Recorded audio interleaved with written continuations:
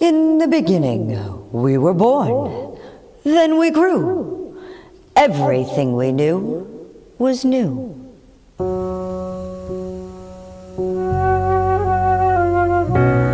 I know we can show our children a better future, one that we would all understand,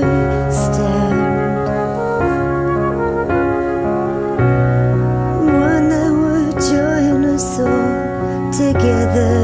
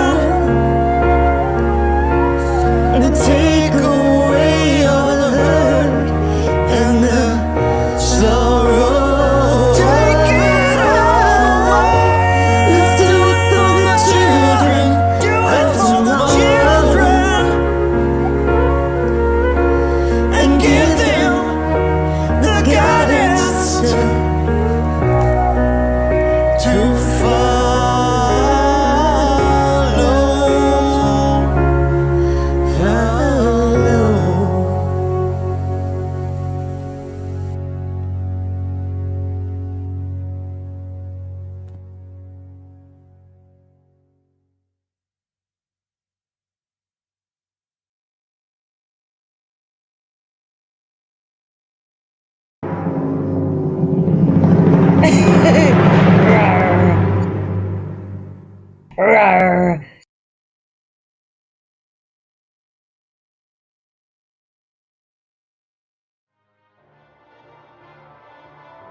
Ambient noise, yeah. So now you're grabbing some band lab clips.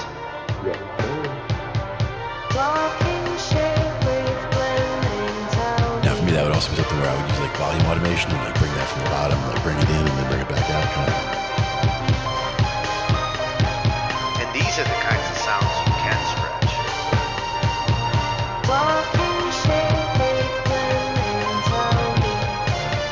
With this AI, like stretching it actually can be cool.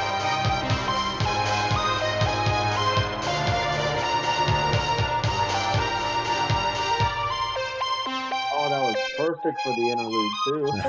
Ends it right in the right I spot. didn't even notice 40. I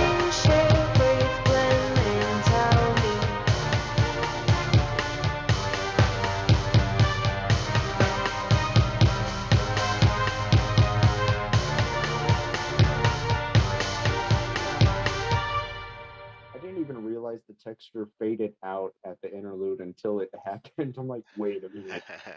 Sometimes you just, it was just meant to be that way.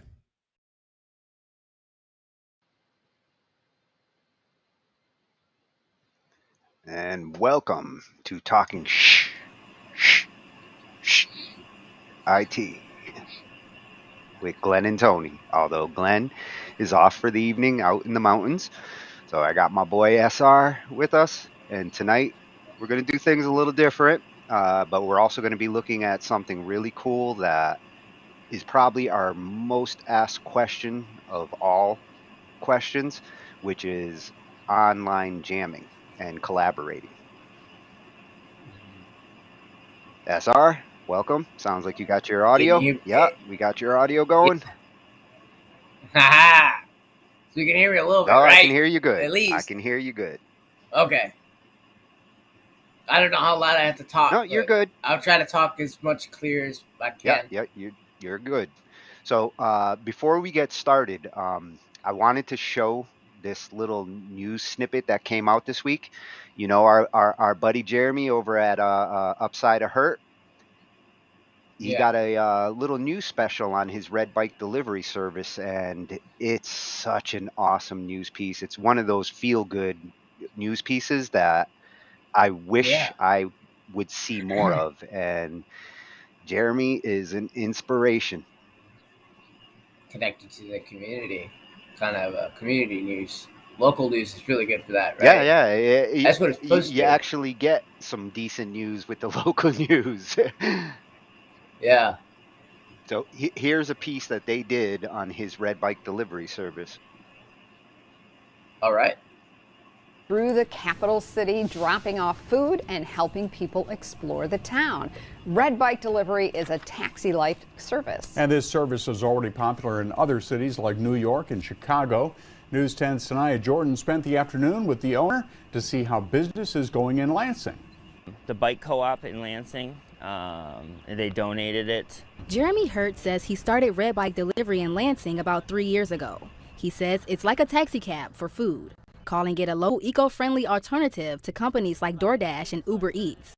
So I just suggest that they get food within a 3-mile radius of their home or office, just to make sure that it's fresh when it gets to them. Hurt says he started off with just a red bike, but to support inclusion, Hurt now has bikes with all colors to reflect the diversity in our community. To show like nobody was left out, and that was the best way that I could come up with to portray that. And Red Bike Delivery is not just for food drop-offs. You can book this bike for date night too. Chicago has this. Detroit has this. Why doesn't Lansing? Kind of like a downtown tour, like go on the river trail a little bit and then around downtown as the sun sets. And if you're lucky enough and there's a Lugnuts game, there's fireworks going on too, so those are always fun to see. And Red Bike Delivery is offered year-round, even in the snow, a service he says the 517 community appreciates. The community's been amazing. I couldn't ask for a better place to start a business like this. They've been super supportive.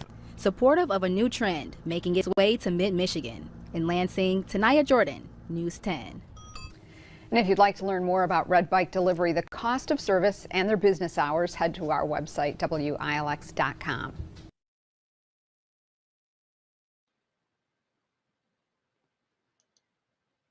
He's definitely booming now. Yeah, how's that for a feel-good story? That's how you hit press. Yeah, that's it. That's press. That's the button. That's what you do. And look at that trike he's riding, man. Tell me that's not badass. Is it motored or is No, he he is the motor. Oh my God, he's strong. Well, he's a workhorse. It's like a chariot, and a modern day he's chariot. got some great ideas. Like, you know, he's setting it up so like a guy who wants to have like a special date night. This is like a horse and carriage, except with a bike. That makes sense. I mean, there's a lot of like Uber and all that, but like the greatest part is that he actually thought outside the box. Was hey, I could take people on a tour around the city and pull them on one of these trolleys here, and he got robbed before too, right? Yeah. So, well, his bike has been stolen twice over the past year. So, oh my God. You know, he's gone through the ringer and come back out stronger and more determined. That's what I love about Jeremy. Way to use a bicycle in 2023 as a way to get paid and a means. That's cool. And he's smart enough to see, like, you know, the area he's dealing with, and this is a nice, cost efficient, clean way to provide these services. Yeah, got to give him thumbs up. That definitely two thumbs up from me. So let me get our content here on the screen that we're going to be looking at, because we are going to be looking at some cool things. A lot of new stuff for me here too. You know, we've played around a little bit with jamming online. You know, we've tried it with Zoom. I've done it with Restream at this point. I've also tried Sonobus, Jamulus. These are some of the ones we're going to be looking at. And there's a few new ones that have just come along just this year that look really promising for the musicians who want to be able to do live online jamming and collaborating. We're going to look at a couple of different ways to accomplish that. Plus, that's a hell of a thing. And you know, we already know collaborating as far as how we do it on BandLab, which is more of a step by step. So you put up your project, you put up your track, somebody adds to it, you get revisions. That's one way of collaborating, and that works really well, you know, in the case of like BandLab, and when you're just building your tracks from separate locations. But being able to jam together in real time starts to feel like what real jams are like. You get to bounce with your... I would have thought that they would have had this down. Like, especially with the Rocksmith game, I thought, like, for sure they were going to do the online thing and start dealing with that. Because, you know, we got video games and all this stuff that lets us interconnect and collaborate with each other live on the moment, using, like, ping tracking and stuff like that. So I would assume that they would have advanced on the technology by now for music. I'm really surprised Rocksmith hasn't jumped into that game. Yeah, they have the perfect scenario with their hardware and their integration into the computer, and this would be the next evolution for them. Maybe we should give a little send them a little note. Yeah, that'd be a good one, huh? Yeah. I think you might get their attention there. So the first one we're going to start with, the reason why I chose this one as the beginning is this one comes right out of Reaper. And you know, you use Reaper, Jason does. We got a bunch of you who Yeah. Reaper is your go-to DAW. And I was surprised to find out this has been built. This has Kakos. been built in to Reaper for a long time now. Yeah. So it's interesting to see that it's been hiding in there. It just doesn't get I saw doesn't get talked about enough. NINJAM. I've seen that. I just didn't know how to use Yeah, it. well, and then that hopefully after we get done watching this, you have a better idea of how it works and where it is. So That would be cool. this is their webpage, and I put all the links to all this different software into our description tonight. So anybody who wants to Okay. try out, any of these, if you go over to our YouTube when the show's done and you look in the description, you'll find links to everything we're mentioning tonight.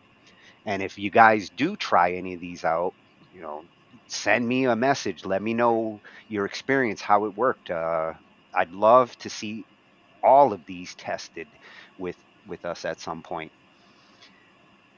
And on the NINJAM page, this one's a pretty straightforward web page. I mean, this software is a little more simplistic, straightforward. It works as a client server kind of setup. So Sonobus, like deal. yeah, well, Okay. you're going to see this kind of setup with a bunch of these products where one Yes. person runs the server, and the server is where the stems, the individual tracks are going to get stored. So in the Yeah. case of like this solution, it's what they call a peer-to-peer solution. Somebody runs the server, everybody connects to the server, and the way that they get the low latency and the speed is because you're getting a direct peer-to-peer connection between each connection. So there's no slowdown through a centralized server. That's the problem with like Zoom or Skype, any kind of messenger.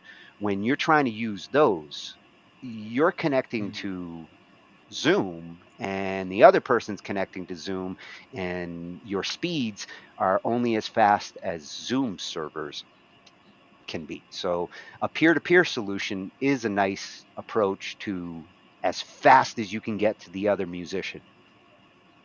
Yeah. And it's pretty straightforward, how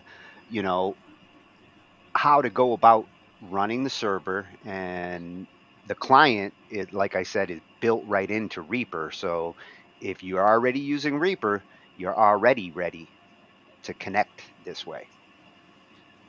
The video we're Yeah, well, you have to download the server. That's it, yeah. only one person would have to set up the server. Yeah. So whoever's got the best connection is the best candidate for that.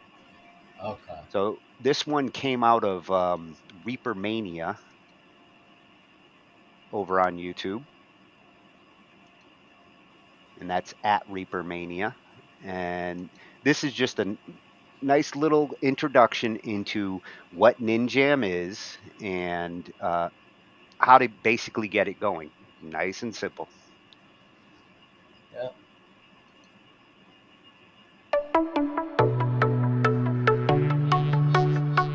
Hi, I'm Kenny Joya. Welcome to another one of my tutorials. In this video, I'm going to show you how to use NINJAM, the online jamming plugin in Reaper. So let's start with a new project. We'll create a track over here. We'll name it NINJAM. Then we'll make another track underneath it. And here's where we're going to put our instrument. I'm going to play a piano, go into record, and set up my input. I'm using my MIDI, USB MIDI keyboard, and a virtual instrument plugin. Now, if you're doing audio, like a microphone, or plugging in your guitar or bass, or miking your drums, or even singing, you would set up your input over here as an analog input. But I'm using MIDI, so I'm using a USB MIDI keyboard. Then I'm going to add a virtual instrument plugin for piano. Right here, piano 1. And then I'll play it to make sure it works. Then I'm going to make this track into a folder for this track. So our instruments are all below the folder track, and they're all sending their audio to it. So let's add the NINJAM plugin to this track. Go to Track Effects, and we'll choose under Reaper, the RIA NINJAM plugin. And it should look like this. Now, if the console window isn't open, we can open it from here. And from here, we can add local channels if they're not set up automatically. Right here. Then we'll name this channel piano or whatever instrument you're using. And this button right here is going to transmit our instrument to the NINJAM server so everyone else can hear it. In fact, because of that, we could turn this off and play our piano, and only we are going to hear it. So it's a great way of testing out our part or finding the key before we start jamming with the other players, and then turn it on when we're ready.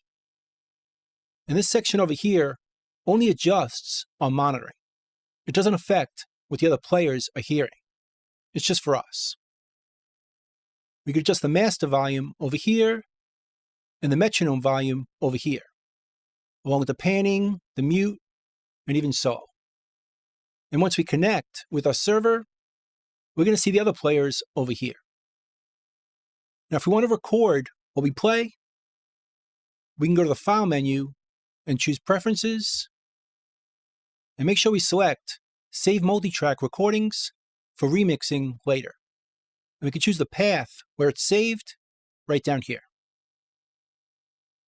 So now let's hit the Connect button to search for servers. And they show up right here. And we can see with these numbers how many slots are available and how many players are in that room or on that server. This one has 7 out of 8, 6 out of 8. Let's join this one, which is playing at a tempo of 100 beats per minute with 8 beats or 2 bars of count it, or latency, which I'll explain in a bit. So let's sign in right here and connect right here. We'll accept the license agreement, and we'll hear the click track playing right away. And when it plays through 8 beats, we'll hear the other players playing. So let me explain latency. Latency in NINJAM is measured in measures or beats. In this case, it's 8 beats. That's what makes it interesting. It records and then streams synchronized passes of music between players. Just as our pass finishes recording, it begins playing on everyone else's system. So when you play through a pass, you're playing along with the previous pass of everybody else. And they're playing along with your previous pass. It sounds weird, but it does work for jamming, as long as everyone is playing loop-based progressions.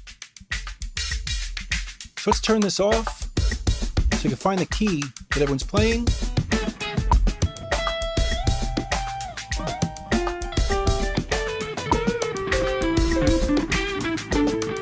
Let's turn transmit back on so they could hear us.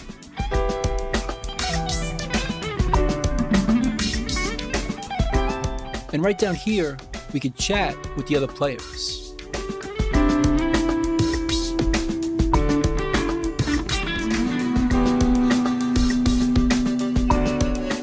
And adjust the mix up here.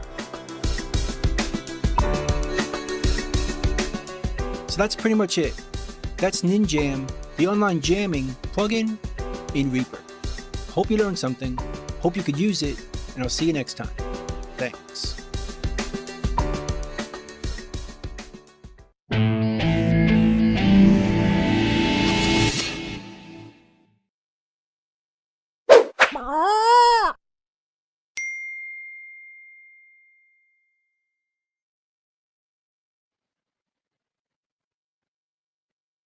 So who knew that that was hiding in Reaper? I did not. No, I absolutely had no idea either. But it's loop-based, like, Well, so you have to have it in a sequence. and that's an interesting approach.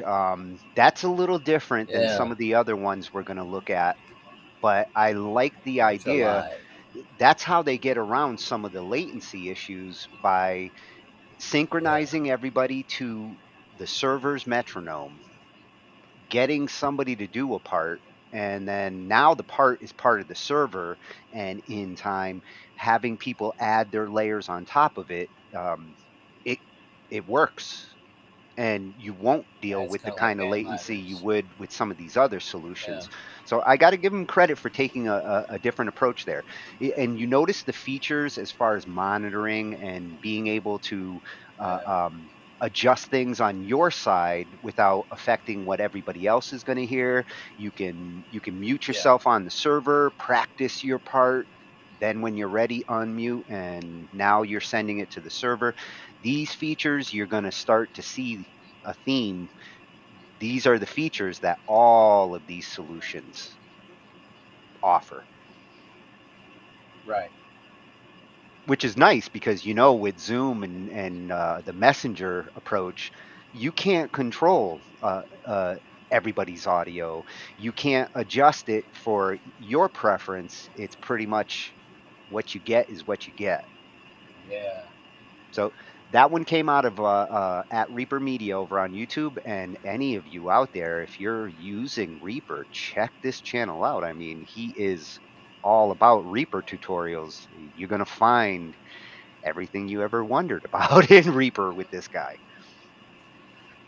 Definitely a great find because I'm gonna be switching to Reaper myself. I would. It's easier Well, on and your and machine. with the news in the last couple of weeks with Cakewalk, it's more compelling now for me to really start biting the bullet there. Yep. So the next piece of software, now this one you're familiar with. This is the one that I've recommended the most so far.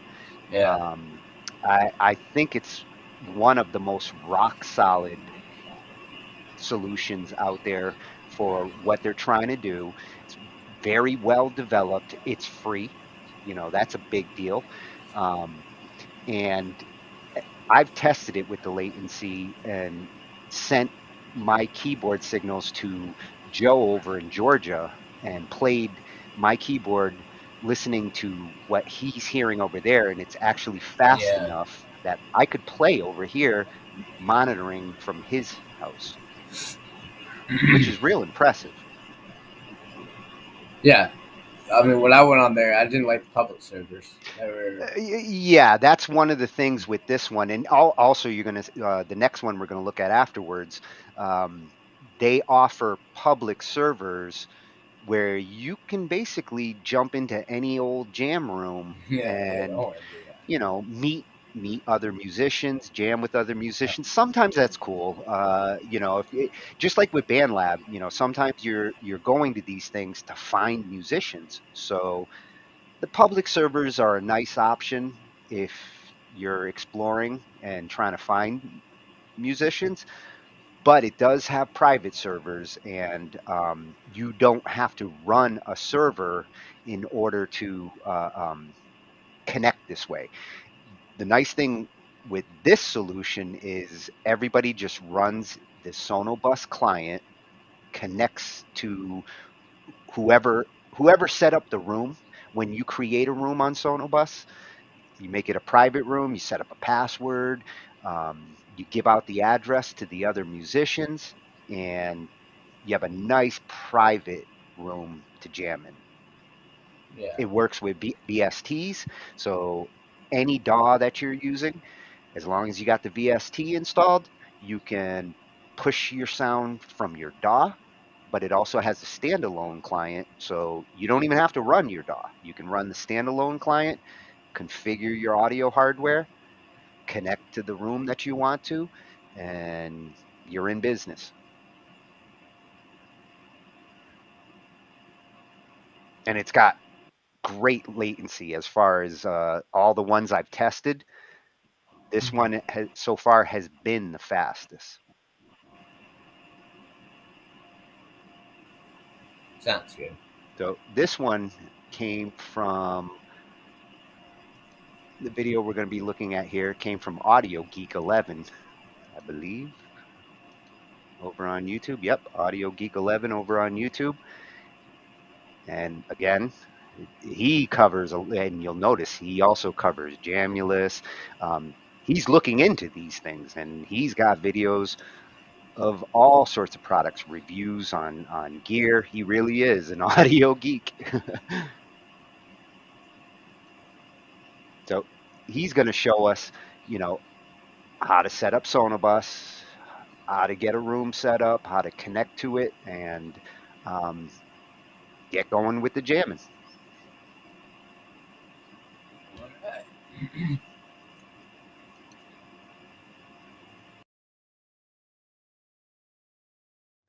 Hello and welcome to another Audio Geek 11 tutorial. It's Fabio here from Audio Geek 11 and the Where Music Meets Technology podcast.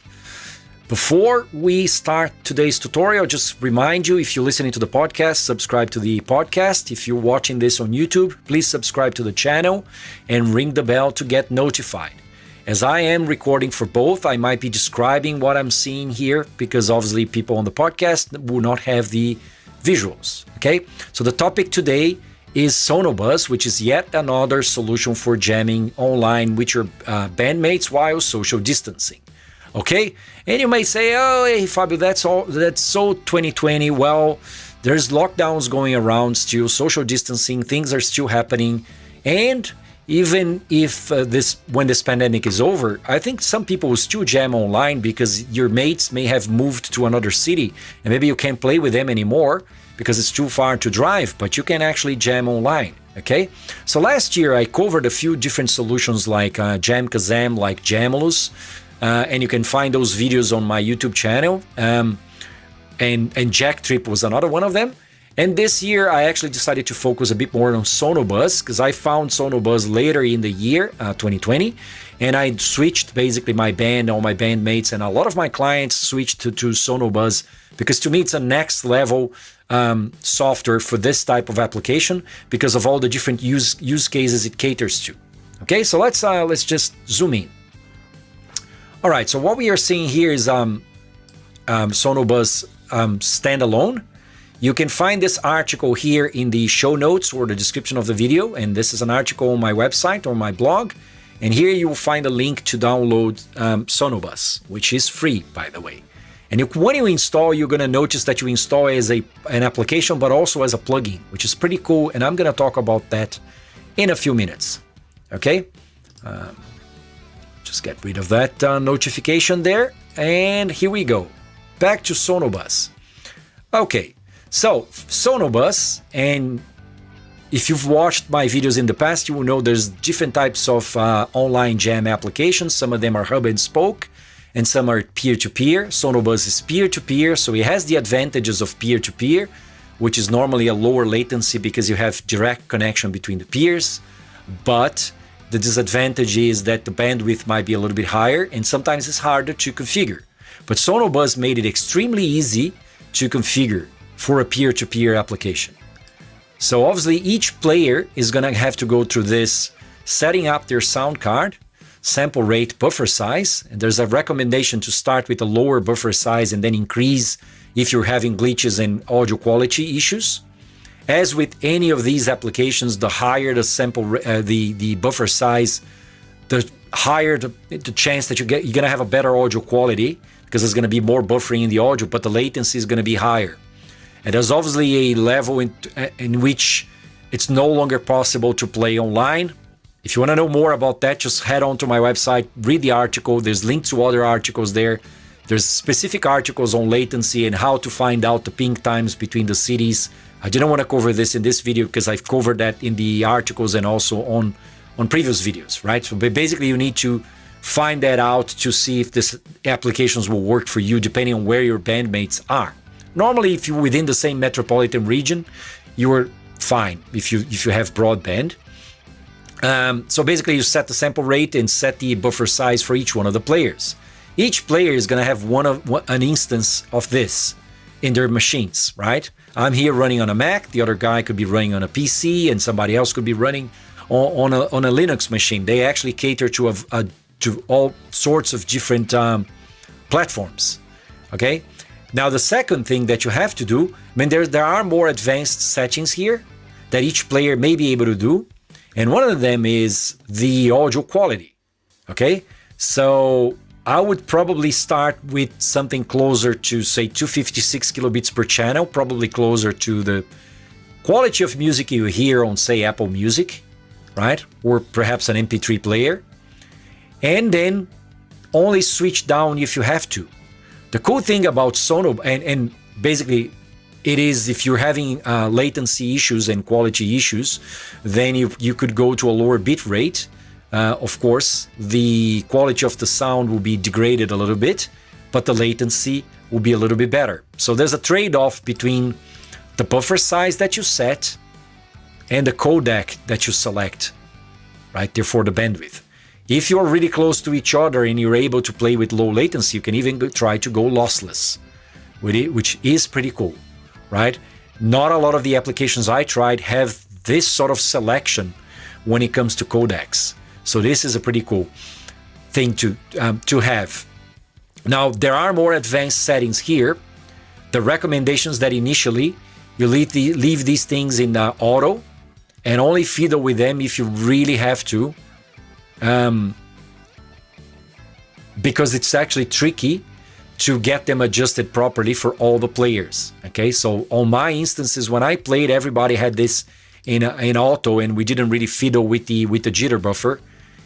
We just actually settled on a certain codec and bit rate that worked for everybody in terms of, the trade-off between latency and quality. And most of us had like professional audio cards, like I have a Universal Audio Apollo. Some were using a Focusrite. Some were using pre-Sonos. Most of us were between 128 samples or 256 samples, which gives you a tolerable latency, being that we're all in the same metropolitan area, in the realm of tens of milliseconds, which makes possible for you to play together. Okay. The connection is to a group. Again, this is peer-to-peer, not hub and spoke, so you're not actually connecting to a server, even though it looks like you're connecting to a server. You're creating a group, and you can't elect to make it public, right? Or you can actually make it private. There are a few public groups there, as you can see, okay? Depending on where you are. But in this case here, I'm going to make my group private, and I'm going to connect to it, of course, and then you get an input mixer, which basically shows you your levels, and once the other players join, you'll be able to see their levels as well. And then you mix them to your own satisfaction to be able to hear the music that is being played. Which is very, very similar to what Jamulus does, by the way. So if you watch my video on Jamulus, it's the same thing, right? You're able to control each one's volumes. You're able to control your volume going out to them and monitor your volume as well. Okay? You're able to solo individual tracks, okay, and you can hide the input mixer, if it's getting in the way. Actually, by the way, this is actually the monitor for everybody. Your output level is here, so I stand corrected. Here you go. You can actually control the level that you send to everybody, and you can also control your level of monitoring everybody. And the other things that Sonobus has that most of the other ones don't have, it has a built-in metronome, which is pretty cool and pretty useful. Also, it has a file playback, which means that you can pick a file from your computer, like an audio file from your computer, and then you can play it like a backing track, for example. So let's say you only have two musicians playing, so it's bass and guitar, and the other band members are not available. You could actually pick a backing track and just play a backing track to everybody, okay, as if it was another player. And then control the level of that backing track versus the other players as well. Okay? Now, the other really cool feature that Sonobus has, and I'll call this use case number 2. Okay? First, with the explanation, of course, if you're listening on the podcast, you will see these controls here once you read the article or download the application. Basically, Sonobus has an interface that looks kind of like a mixer, allows you to see not only your levels, but also the levels of everybody else that is in the session, as well as the levels for the metronome and the file playback or the backing track that you're playing for everybody. So you could have a backing track, metronome, and a few players connected, and then you have controls over the levels for everybody in the session. And you do control your group by creating a group name and making it private. You can even make it private with a password and then give out the name to everybody in your band. And then everybody will join using that same name and perhaps the password as well. Okay? Now I am disconnecting from the standalone because the thing I wanted to show / talk about is the next level in which this can be used. Of course, if you're watching the video here you can see what it looks like when other players are involved. I'm showing here a more elaborate view of Sonobus, and it's showing a few different players here. So one player is sending 5 channels of audio, the other player is sending 2 channels of audio, and the other player is sending mono audio, and you have control of level for all of them on the main mixer. And there's even a backing track being played at the same time as well. Pretty cool. Okay, now the second use case, which is really useful, is streaming out. So as you may recall, if you've watched my videos like people using Jamulus to be able to stream out, Jamulus doesn't really stream anywhere. Unlike JamKazam, JamKazam is a commercial application and it has a few different pricing plans. And in one of the pricing plans, it does have the option of streaming out to some streaming services, okay? But you gotta pay for that plan. Neither Jamulus nor JamKazam have nor OBS have that. So with Jamulus you have to use some external software like Loopback to grab the audio from Jamulus, for example, and stream that out, send that out to OBS and then stream that out. With OBS, you don't have to do that. When you install OBS, it also installs. When you install Sonobus, it also installs itself as a filter for OBS. So inside OBS, you can create an input capture, and then on that input capture, you can apply a filter that is the Sonobus instance for OBS. It's called a VST, okay? Actually, inside OBS, even though I'm on a Mac, it's still called a VST inside OBS. It's just how it's hosted. I'm on a Mac, and I'm hosting OBS also inside Logic Pro as an AU plugin, but inside OBS it appears as a VST, and that's why I ticked all those boxes when I installed it as a VST and also as an AU plugin. Okay, so it does appear inside OBS as well. So you create a new scene inside OBS, and then in that scene you add an audio input capture, and on that audio input capture you add the filter, and you pick that filter to be the Sonobus VST. That opens up as a slightly simplified instance of Sonobus that doesn't have all the bells and whistles that the standalone has, because that version of OBS, of Sonobus, is only for capturing the audio from the other instance, which is the standalone instance, and sending that out to your streaming platform, okay? So just to be clear, inside OBS, you need to bring up that VST, that Sonobus VST, as a filter in your audio input capture in your scene, okay? You still need to have Sonobus standalone running to be able to send the session to this instance that runs inside OBS. So both connect to the same group, and in this case here I named the group Audio Geek 11, of course. And if you're not seeing this, if you're seeing, you can see here that in one of them I'm calling myself Fabio, which is my name, of course, and that's the standalone version of Sonobus. And that's where I'm connecting my guitar, and that's where the audio from everybody else in my session is coming from. Inside OBS, it pops up as a simplified version of Sonobus, in which I'm going to connect to the same group called Audio Geek 11. I'm gonna name that player that connects in that instance. I'm gonna name that OBS so I can clearly see OBS on the other instance as well.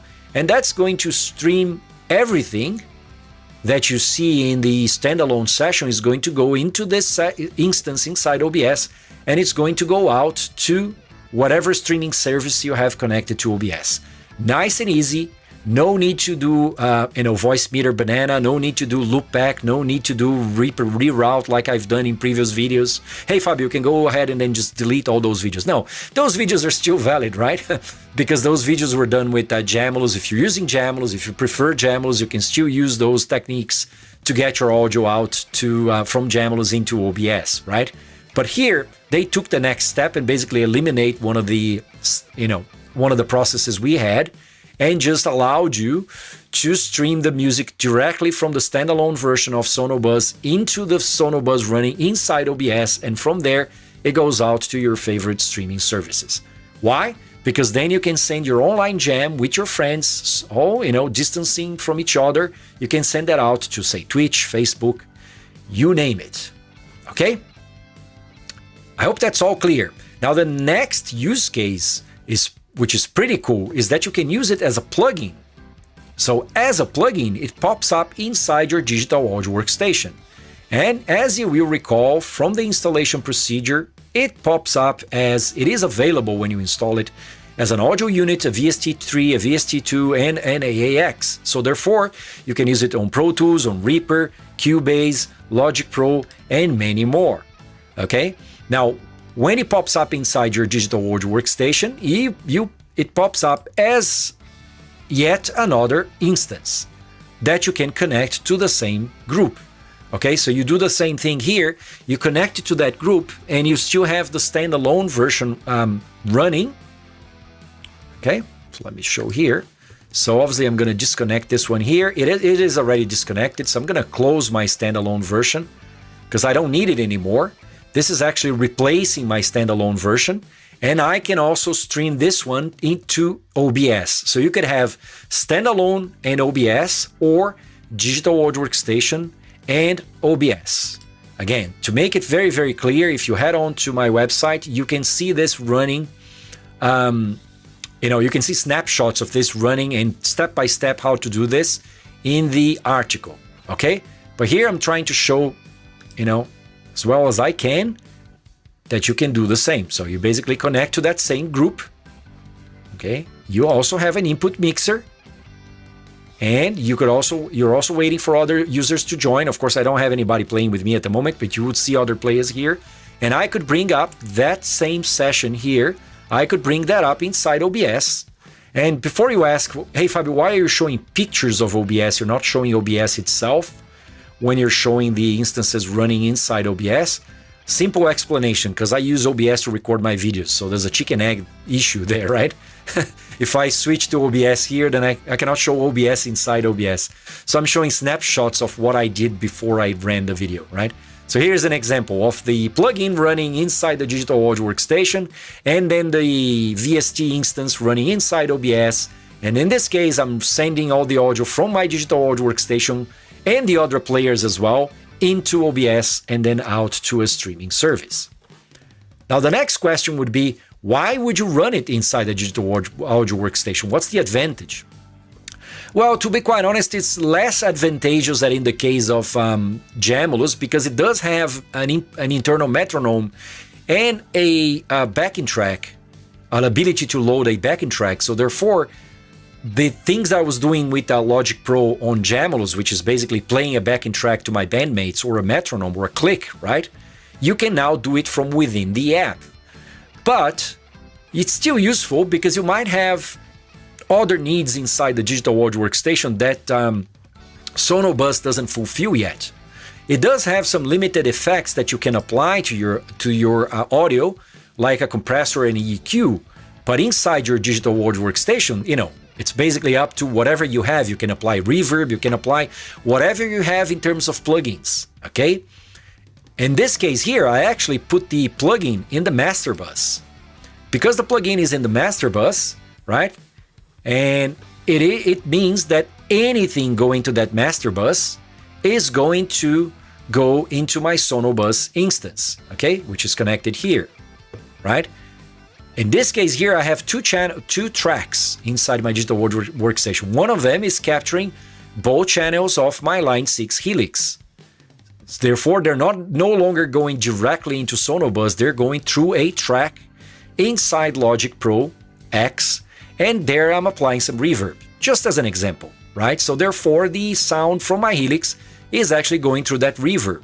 You could argue, yeah, Helix has reverb as well. This is just an example. This could be your dry guitar sound, and this here could be amplitude, for example, right? So you could be sending your processed sound, guitar sound through Logic Pro with amplitude into Sonobus. That would be an good example. And then on another track, I have a backing track. And then on another track, I could have a bass. I could have some keyboards that I play, just to, work out the arrangement with my bandmates or something like that. So pretty neat that you can actually have all these 3 instances and 3 variants of Sonobus running in your computer for no cost for jamming online with your bandmates. Again, standalone, inside OBS, and as a plugin inside your digital audio workstation. And obviously you can combine the last 2 together as well, because you can have it as a plugin, and you can also have it inside OBS and use both in combination. Okay, again, this article, the link to this article is in the show notes of the podcast if you're listening to the podcast, description of the video, and if you're watching the video. Don't forget to subscribe both to the podcast and the YouTube channel. Okay, helps me a lot. If you need assistance with any of this, my contact information is also in the description. You can contact me, contact@audiogeek11.com. I'll be happy to help you out. We can set up a session. We can discuss how this can be progressed further. For now, I would like to thank you for tuning in, and stay tuned for the next videos and the next episodes here in the Audio Geek 11 channel. Thank you.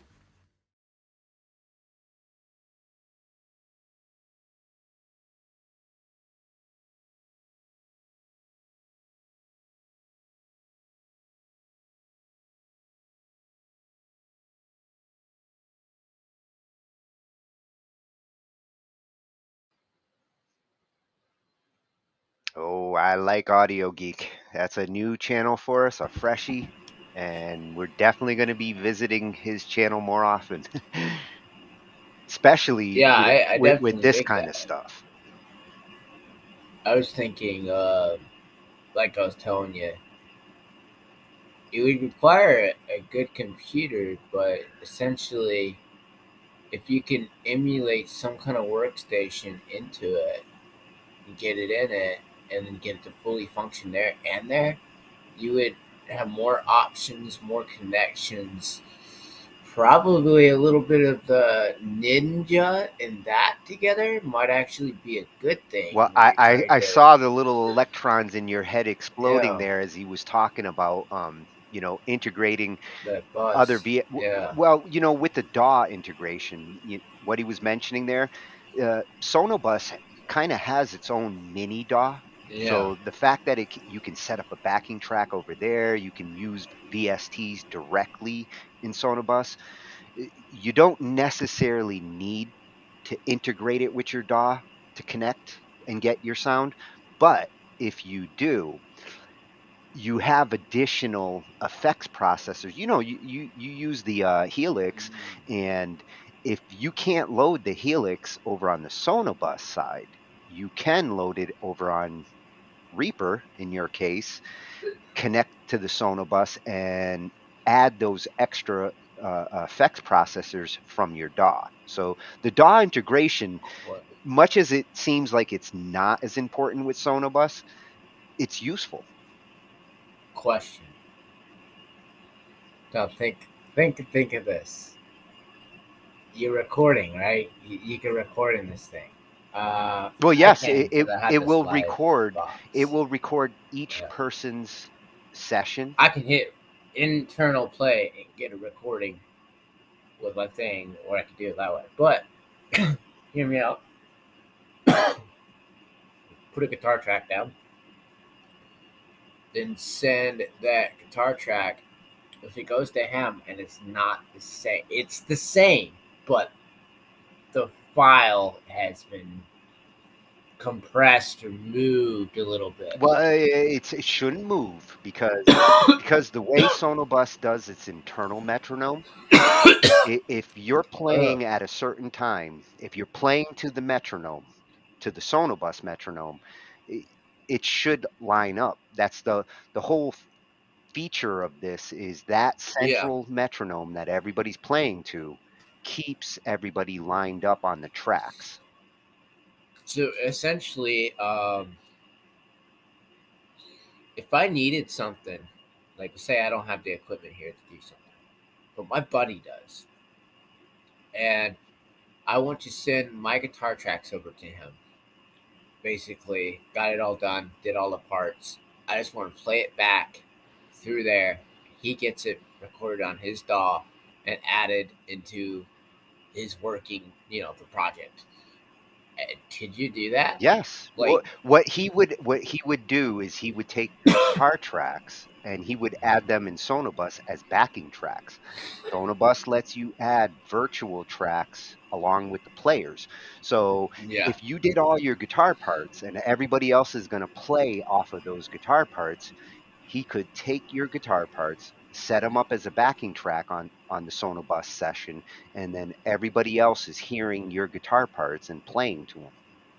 now, can he take that guitar track and replay the audio through the output and get the audio to come back and me record Yes. on my end? If you send him a clean guitar track and he decided he wanted to use the Helix to get a distortion, he could take the clean guitar track that you gave him, set up Helix as a plug-in on Play that back that backing one he track, recorded, and right? that clean guitar all of a sudden is now processing through the plug-in. Oh, so when he can do that, and he can send me back the replayed through whatever back through the input, and it's coming back to me differently now because it's going through a process. That would mean I could put that track underneath that track that I originally sent, and it would work. And Left and right. that would mean you could be doing something where with your computer, if it couldn't, for instance, you could just do a nice clean recording, have him That is process insane. it, and give you back the effect track.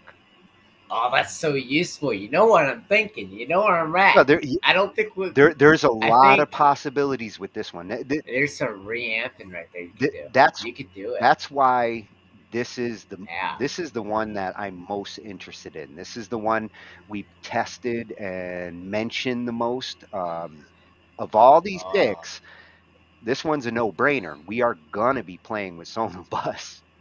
That would be the solution. That's so cool, dude. I'm gonna look more into that because now I think that would be a good way. I mean, if you have the two people that are participating that are able to do this, but you know what I said about that, getting that extra haws out of the setup. If you get your guitar track, you go back through that amp and back through that cab and back through a mic, and it's coming back to you again. Well, you're talking about reprocessing. Yes, you could fucking. I'm sorry, but Carson, you could really do some damage with that. That is cool, dude. I think that would be a really cool thing for me to do with my friend of mine here, because he's always been trying to talk about doing it, and he said, well, you can't do what I want to do because you need two computers and two direct boxes. In some cases, yes. If you reprocessing, unless you have a powerful computer to work with, reprocessing will eat up extra processing and extra RAM to take what you're doing and reprocess it through other filters and effects. Yeah, it would be really insane. But what we're talking about here, if you go this approach, you're not processing it on your end. Yeah. Whoever's getting the signal over on Sonobus is taking your signal and processing it over there. And there, right? So it'd be different. The phase line would change. Yeah. It would change. You would get your double track. That would be a really quick way. So if you set up a studio and you have two studios doing this back and forth, and you can do it in the same house, whatever, that essentially would be the way of doing that. Because now you don't have to deal with. I don't need Well, Well, you still need two computers. you're Very spreading true. the workload. Yeah. Yes, yes. You're spreading the workload. You're not recording wire. You're taking away wire input, crazy stuff that you probably couldn't wrap your head around to do it without going to get the the Well, box yeah, that you looked into. if you were dealing Yeah. with multiple computers and multiple interfaces, Right. you'd be using physical wires to connect those two interfaces A to each other. re-signal But amp thing what we're is talking about not. here is Yeah. just digital patch bay. You're Right. not using So you physical would wires. You're routing one signal into another digital device. You're taking that digital and getting the analog sound from it. Yeah. Well, getting it, reprocessing it. That's cool, dude. I really like this idea, and I think I'm gonna run that by my friend, see what he Oh, thinks. that's a worthy experiment with this. When Yeah. we do get it set up and we start playing around with it, I'll process some of your shit on my machine. Hell yeah, we'll do it back and forth, see what works. now, I know it'll work. I have a feeling it will. one of the other cool bonuses, for me especially, is not only can you send audio this way with Sonobus and some of these other ones, but it supports MIDI tracks. So if you had, like, you've got that Roland soft synth now, which has the same patches my Roland has. If you're running a soft synth over at your house, I can send just the MIDI notes. I don't have to send audio. And if I'm just sending MIDI notes, it's super tiny. I can trigger your synthesizer from my keyboard. And that's powerful. Yeah. That means I'm playing a keyboard at somebody else's room. That is. I'm telling you, like, do you understand? I think you understand what I'm saying. Because you said it's in another room. That's what I'm saying. Well, it's in So, another house, another state. right, When I was it's testing it being with processed Joe, different. I was playing over on Joe's machine and just Yes. sending MIDI, and it was instant. I'm telling you, you can get the double track like that because it would be in a different room, different sound. Because it's coming back through the cab into the mic, and then you're capturing back on your computer from the other side that reprocessed of what you just sent him. Yeah. And that would essentially work. That you're correct. I'm saying it's gotta work. So Dancing. that is definitely one of the most promising Yeah. solutions that we're looking at, and we kind of start off with a bang there. Like, I knew this Yeah. one had to be in the list because there's no avoiding Sonobus, but That's amazing, man. the next one we're going to look at, Jamulus, I actually looked at that a couple of years ago, and it's a thriving community in its own right. Yeah. What I noticed with Jamulus, a lot of the people who were migrating over to there from Sonobus and some of these other solutions, the reason why they were migrating to Jamulus was because it's community driven.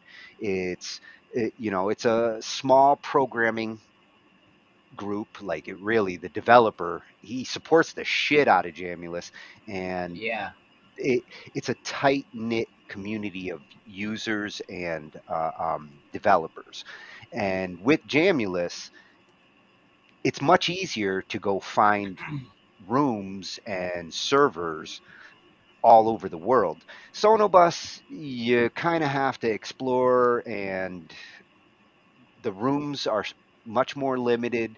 You're not going to find musicians with Sonobus the same way you will with Jamulus. Yeah. Jamulus kind of is like, imagine BandLab with Right. Sonobus, and that's where this particular solution has its own niche. Yeah. It's a very useful. I know it's gonna become a tool later. Somebody's gonna figure out how to stack things and do stuff, setting stuff like that. That's cool. So this one's Jamulus. Yeah, this is probably my second contender after Sonobus.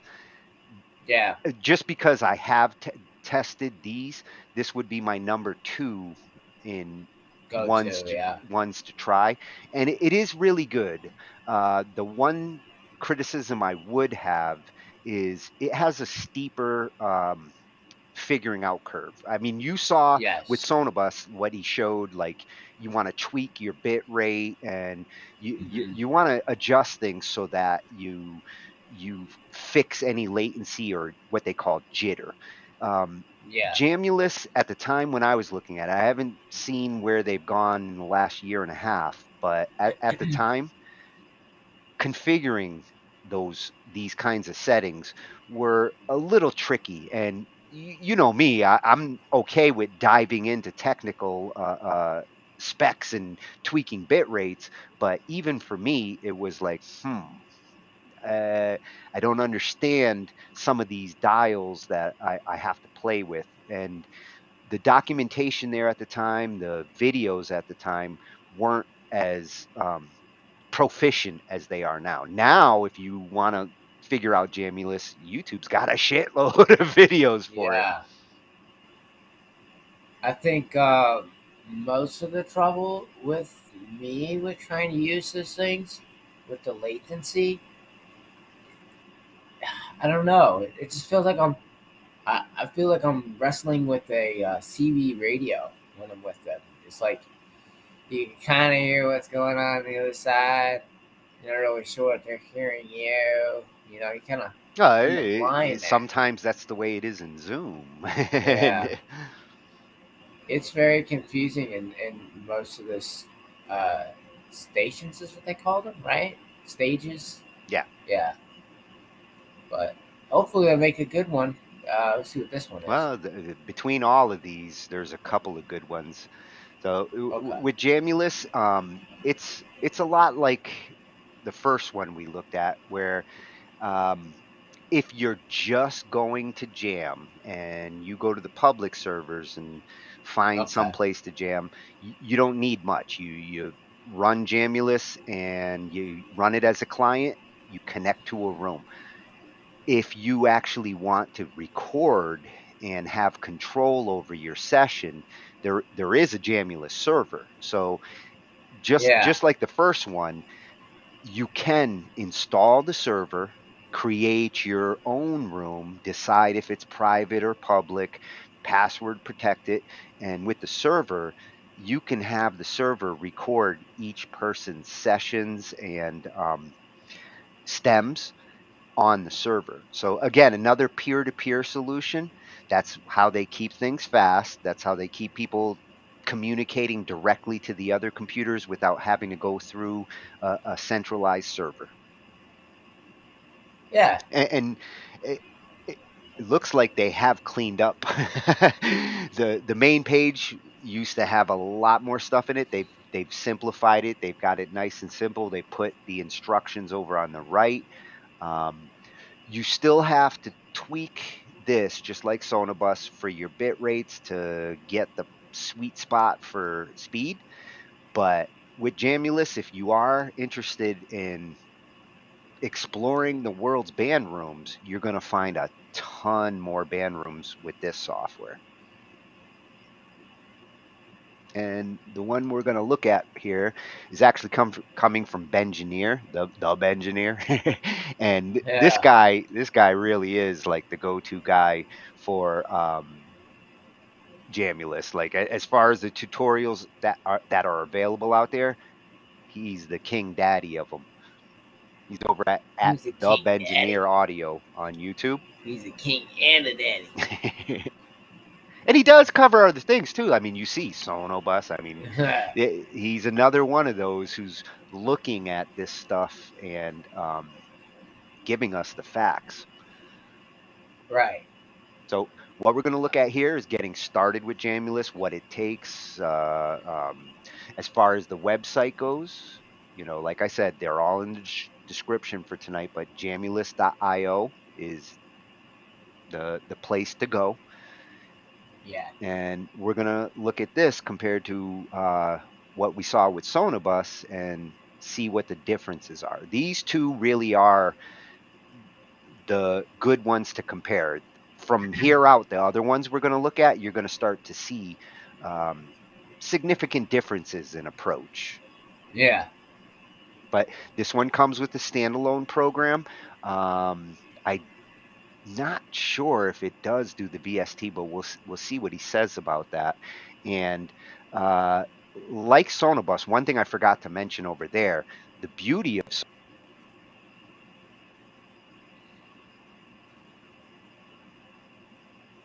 for Android.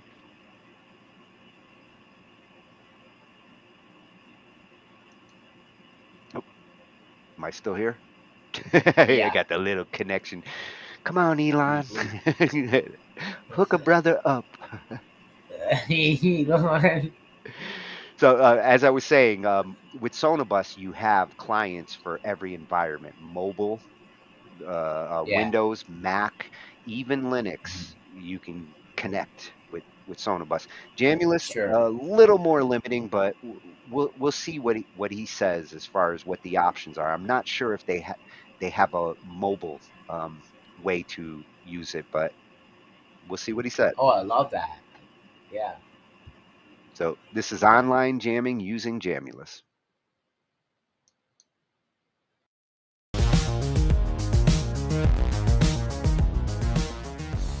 Hi, today I want to talk to you about another program called Jamulus.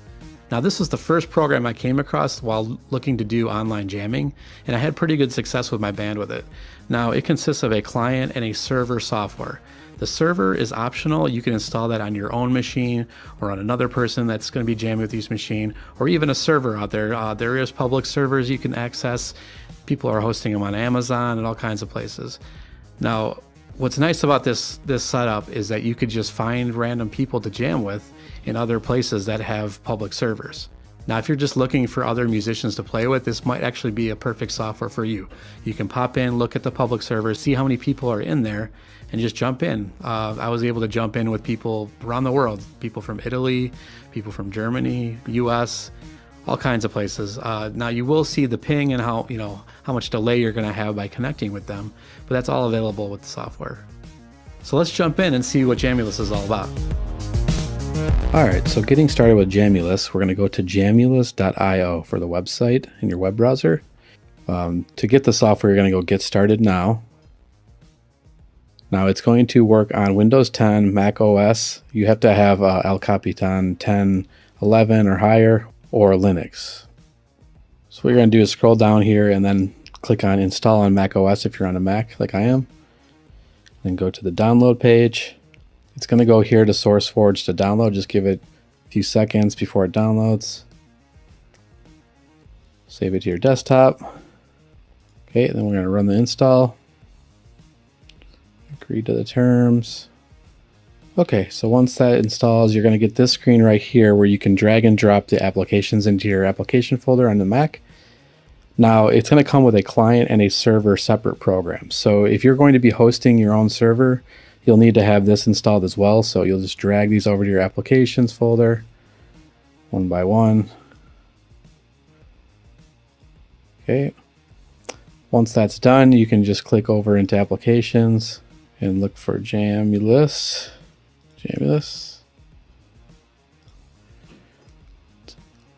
So you open. Alright, so once you load Jamulus for the first time, you're going to want to set up your audio interface. You do that by going to Settings here.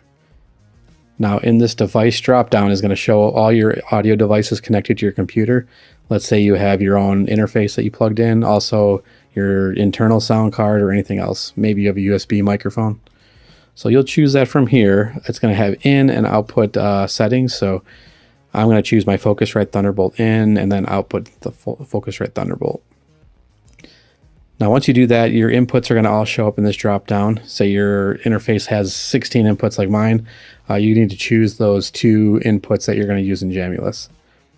Now for output, you're just going to put whatever one you want for out. That's just the left and right out. Your audio device is going to have buffer settings down here. I usually leave it on the default of 128, but you can play around with this. Say you're trying to get lower latency through your audio interface. You could try to bring this down to 2 milliseconds. Now, if you start getting a lot of audio dropouts and a lot of weird audio, I would definitely bump this back up. If you have a slower computer, you may find yourself having to actually put this up to 10 milliseconds, which is going to give you the most latency, but may smooth out your audio from dropping out. So just kind of experiment with that. Enabling small network buffers, I kind of had no really good experience with that. I think that depends on your router and how you have packets being sent. So I just leave that off. You can experiment with that if you want to try that out. Now jitter buffer, I mostly leave on auto unless I notice it jumping around a lot. You're going to want to be on Ethernet connection so that you can minimize your jitter. What the jitter does is as your network connection kind of varies, slows down and packets are coming in at various times, it tries to buffer some of that audio so that it can stream it all together and play clean audio to you without any dropouts. So if you have this on auto and your connection is kind of going wonky, it's going to raise your jitter buffer, which also raises the delay of your signal. So if you want to experiment with this, I would definitely turn this into manual and try to adjust this once you're comfortable knowing what your jitter should be. And we'll look at the server later and I'll be able to tell you more about that. For your audio channels, you have a choice of making everything audio, so mono in and mono out. That's good if you're trying to just sum everything into one channel. Like you have a guitar input and a vocal input and you want them just to be summed to mono for everyone else. If you want the same thing, but you want to also get stereo back from everybody else, you want to do mono in and stereo out. That's probably the most common setup. If you do have a DAW running, or a mixer into Jamulus, you may want to run a stereo signal. Say you have a stereo keyboard or a drum set. Stereo is going to be the best option for you. If you do run mono signal, you will be sending less audio over the internet, so you will get better performance, just as a note. Also, your audio quality will depend on the encoding that's used and your bandwidth that's used for your signal. So experiment with this. I usually leave it on low. I don't notice too much of a difference when I'm just doing jamming. So I just decide to leave it on low for best bandwidth. New client level is going to be a percentage of the fader when people join your session of where they're going to be blended. And say you don't want someone jumping in the middle of you jamming at full blast. You can just have new volume set lower.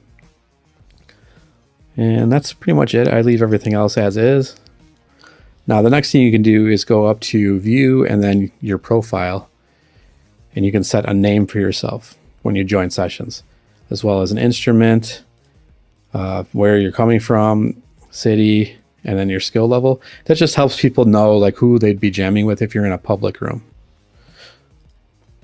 Okay, so now we'll make a connection to other people. So let's go connect. You will see all the public servers that are available. If you're going to be doing your own server, we'll talk about that next because that's going to require the server software to be installed.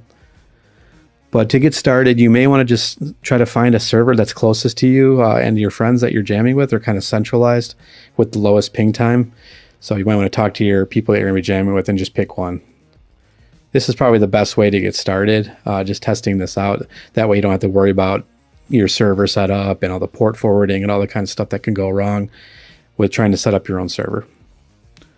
So once you jump in, you're going to have a volume fader for yourself, as well as anyone else that joins. Now you can mute people or yourself, you can solo them. If you're going to be in a public server with other people, it's sometimes helpful just to solo the people that you're going to be jamming with. Say someone hops in that you don't really want to be a part of, what you're hearing. You can just solo yourself or mute them. It's kind of helpful if you're using a public server because you just don't know who's going to be joining. You can also pan everybody to their own, speaker. So if you got two guitars, you might want to pan one left, one right, and keep bass in the middle. It's kind of helpful for that. You can put reverb on yourself. You can also pan your own signal if you are monitoring yourself through here, which is helpful. Now, personally, I monitor myself right through my hardware on my Focusrite, so I don't want to hear myself in Jamulus, so I just mute myself the whole time. That's not going to affect everybody else hearing you, only if you hit mute yourself over here. This will stop everyone from hearing you. So yeah, that's pretty much how to set up a session. Anytime you can go back to the chat window and you can type to people in the room. Now let's go over setting up servers. Okay, so now you're going to go try to open the Jamulus server app, which you installed at the beginning. You're going to have to go to Applications and then run Jamulus server. It's going to warn you about opening the file. Okay, by default, this is already running now. You have it open, it's ready to be connected to. There are some settings in here. Say you want to make this server a public server in the list, you can just check it here, give it a name, give it a location, and then it's going to start showing up for people to connect to. The other thing you can do is enable Jam Recorder, which is going to actually record everything going on inside of the session when it's up and down. So once everyone joins, it's going to record everyone as individual streams. And then once everyone has left the session completely, it's going to save everything that was recorded to your hard drive. And this is going to be separate audio files that you can then mix later or send out to people. You also pick the recording directory here. So we'll disable that. You can also put a chat window, welcome message for everyone that's joining. Say you want them to all go to a certain link for Zoom or, some information about the jam. You can put that here as well as do some formatting with it. So as people join, they're going to show up in this client IP port name area right here. And it's also going to show their jitter buffer size. So now that we have this open, before I do any kind of things to my router, I'm just going to connect locally. So if I go back to my applications and I load. So now I'm going to connect from Jamulus over to my server locally. So if I go to connect, and then if you notice at the very bottom here, there's a server address field. You just have to put your own local IP, which is 127.0.0.1. That's a loop back into your own computer, and then connect. So now I have connected to my own server on my computer. You'll notice my name popped up over here and my jitter buffer size. So now as other people connect to you, they're going to show up in this list. But to be able to do that, you're going to have to open up a port on your router. If you notice, I'm connecting on port 22141. So we're going to have to do some port forwarding. I'm going to show you how to do it in my router. It may be different for yours. So you may have to refer to your router's manual or do some Google searches on how to set that up for your own hardware. It's pretty straightforward though. So let's do that now. Okay, so the way that I got into my router settings is I went to 192.168.0.1. This is your IP for your router. You may need to look into what that is for your network.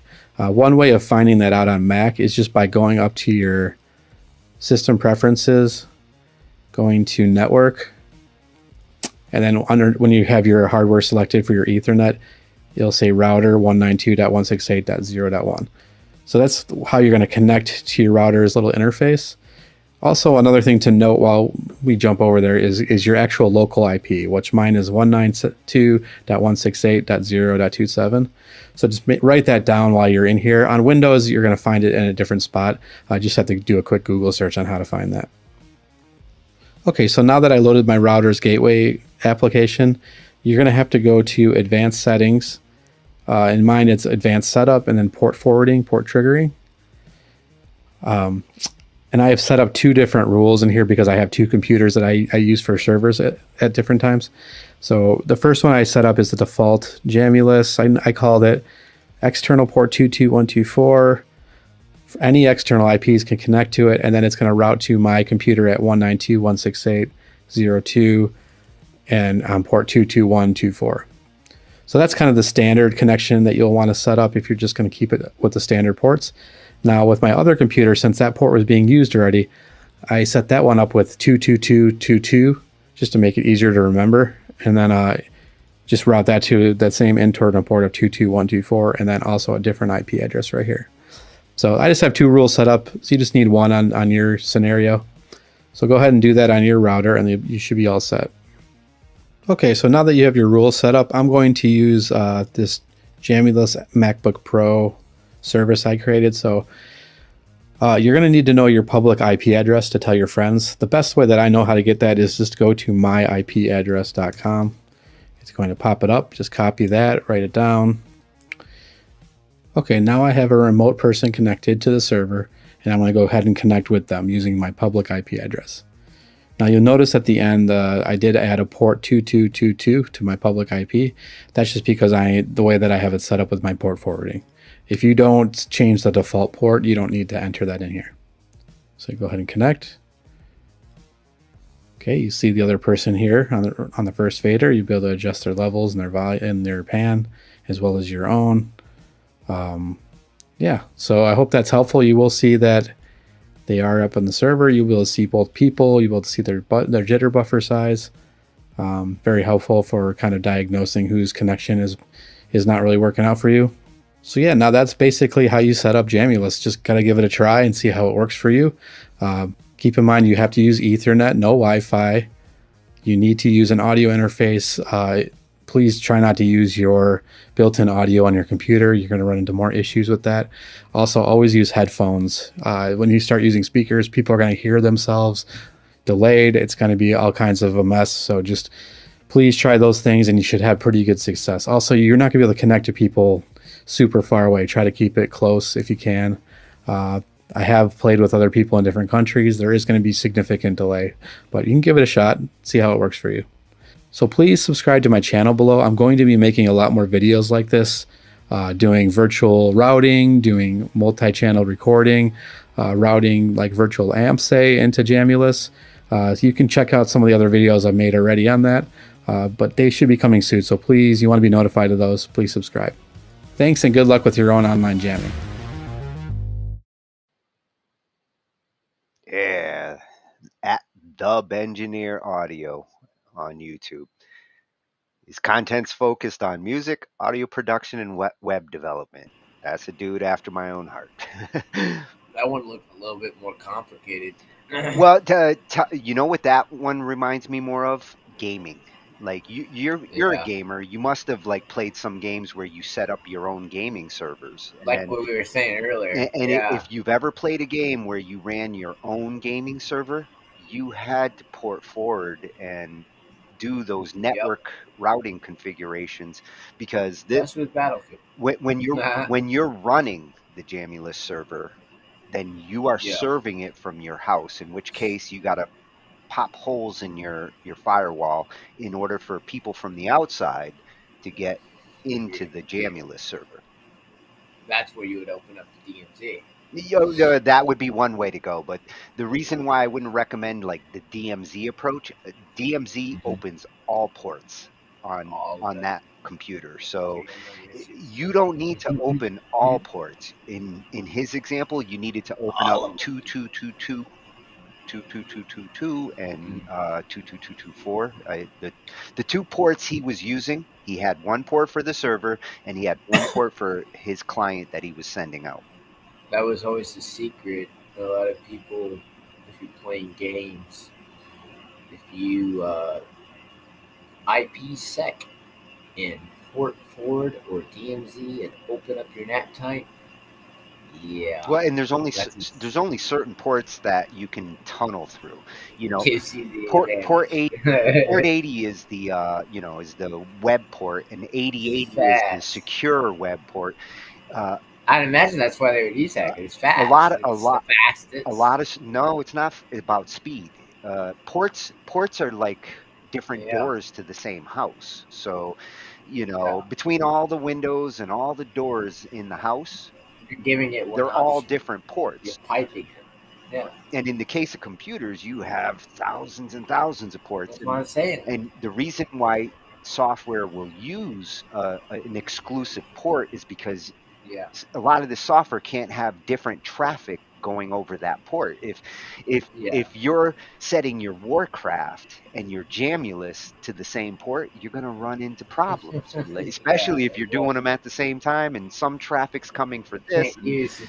So the purpose of ports is to separate the traffic that's going on. And Jamulus definitely feels more like a gaming solution to music collab. Yeah. Whereas Sonobus kind of does the same approach, but in a much more elegant way. Between the two of them, Jamulus, I would be more inclined to go to if I did want to like go try to find people on all their servers and just randomly walk into jam rooms and start playing with people. Jamulus excels there. But Sonobus excels on ease of setup, and you can find people over there. You just have a lot less of them. Yeah. They're both great solutions to start with for online jamming, and they are the two that I have tested over the last couple of years. Pretty much the rest of what we're going to look at, all new territory for me. I have not tested these other products, but some of them are bringing in new ideas and approaches and video, which is a big deal because with Jamulus, a lot of people who use it with Zoom so that they can record the video over on the Zoom side, and they use Jamulus to record the audio. That's how some people are making their online jam videos. Yeah. The next couple we're going to look at have some of this stuff built in. They're kind of the ultimate conferencing for musician Yeah. software. Sounds great, So man. I was excited when I started searching for all of this. I'm like, wait a minute, what is this? And some of them have actually been around for a while, and some of them are brand spanking new. The next one we're going to look at, this one's elk.live, and this one is interesting. Definitely worth checking out the webpage and seeing what it promises. And right now, you can join for free. You get an opportunity to create your own distinct band room that you can reuse. So, it might be worth going and signing up just for the opportunity, if you do end up using it, that you get the name. I was literally just about to say Elk Live. It's been around for ages. And so basically, before they had the video in there, see they got video now. It was just sound, and you would come in kind of like the Zoom. Well, yeah, they just started incorporating the other features in the last year. Yeah. Like what Ben had mentioned in his video, a lot of this stuff didn't kick in until COVID, and all of a sudden people couldn't jam together. And serious band members, when they want to jam, they'll go to shit like this if you tell them to quarantine. Hell yeah, they will. So you gotta jam. I found this one. Leon seems to be the go-to guy for this service. He's got a lot of stuff on it, and he's definitely involved with them on developing this solution. All right. And that was at Leon Todd over on YouTube.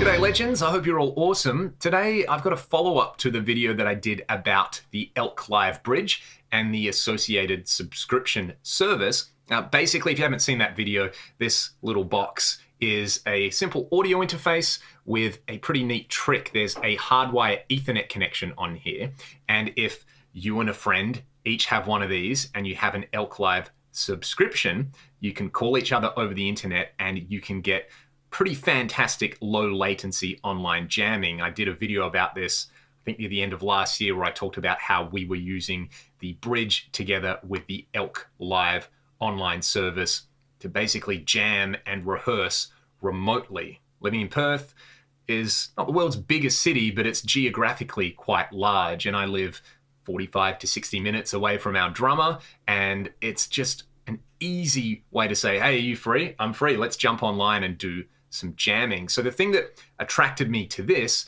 was the low latency performance and being able to jam in real time. One thing, and kind of one unanticipated aspect of it, was that it made writing and collaborating really, really easy, because the amount of latency that you get on this is so much lower than, say, a typical Zoom call. It makes it really easy to log in and just kind of bounce ideas off one another.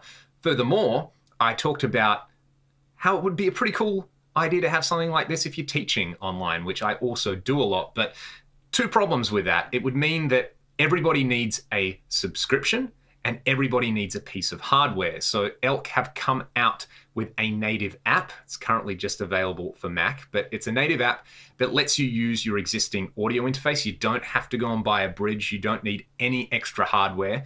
You can use it. And the thing that's going to appeal to everybody watching this is it is currently free to use. They are going to move to a freemium style model in the future, but it's out there. You can just go and sign up. You can download it if you're on a Mac, and you can immediately start collaborating online. Now, it needs to be mentioned that something like this, even with the bridge, is limited by the laws of physics. So you're not going to get real-time jamming if you're here in Perth, Australia, and you call the United States. Simply, signals can't move that fast. However, you can get really comparable results between the bridge and most consumer interfaces. I've been doing a lot of jamming and writing with our drummer Cam, where I've been using my Apollo, which is great because I don't have to unplug a bunch of stuff and plug it into the bridge. And Cam has just been using the stock standard bridge. So we're going bridge to Apollo, and we've been getting really, really good results.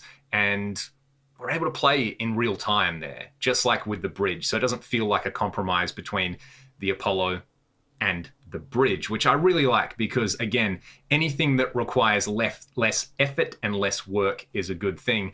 Like I said, though, one unintended consequence that we found using the bridges is they're pretty good for writing. Like if you don't need to be playing in a super phase-locked manner and practicing playing tight like you would at a rehearsal in a rehearsal room, if you just want to bounce ideas around and sort of say, I like the drum beat that you're playing, why don't you try this idea? Or why don't I try this idea on guitar? Having a free program to do that with much lower latency than a Zoom call is pretty fantastic. And furthermore, in the Elk app, kind of like I demonstrated last time, they've updated a bunch of stuff. You can go in there and basically set up a mix for yourself and a mix for everybody else. So everybody can mix their own sound and have their own experience in the app. It's almost like the way you would do in-ears for a live band. Everybody would have their own sends, and you can just dial in exactly what you like on each end and really make yourself happy. So they haven't lost any functionality in the app. In fact, if anything, they've kind of added things in there. There's the ability, like I said, to go interface to interface, bridge to bridge if you've got it, or bridge to interface. Furthermore, I mentioned teaching. And this is something that I found has been pretty effective as a teaching tool. I've been using Zoom for a few years and just using, the free Zoom meeting that times you out after 40 minutes. So you just send your students another Zoom link. But one nice thing about using Elk Live, again, is the ability to kind of mix and match audio levels, just kind of get everything where you like it. And if it's something where I want to say, hey, let's jam over a backing track, for example, I can sit there and have the backing track on. I can play over it and demonstrate some licks, and then my student can just have the same stream from me and play over it, and I can hear them in real time, which is pretty great, having that experience which is closer to being in a room together. I'd say probably 80-90% of my students now are online. Even if I teach them here in Perth, it saves busy people a bunch of time from driving around, and it makes my life easier, which is ultimately what I want from a piece of technology, let alone a free piece of technology. So what I like about this, obviously, is that Elk have listened to the people who checked out the bridge and checked out my video. Taylor Danley did a really good video talking about some of the strong positives about something like Elk Live and some of the drawbacks of using the hardware bridge, which I would recommend going and checking out. Just Taylor's channel is fantastic in general, but that video is particularly good, and there's some really good points on there. So it's pretty exciting that these tools are available for a lot of musicians out there. I really hope they add a Windows version as soon as possible. But for now, you can just follow the link in the video description and you can go and check out Elk Live for yourself. You can jam with your mates. You can use it as an online collaboration tool, and hopefully, do the thing which we all set out to do as musicians and actually go and make some music. Let me know if you've got any questions or any other comments and suggestions. That's the little follow-up on here. Go and watch the original video that I did if you want to go and check out how the low latency jamming works with the bridge. You can now get access to that with your existing interface. I think it's pretty cool. Have a great day, and I'll see you all next time.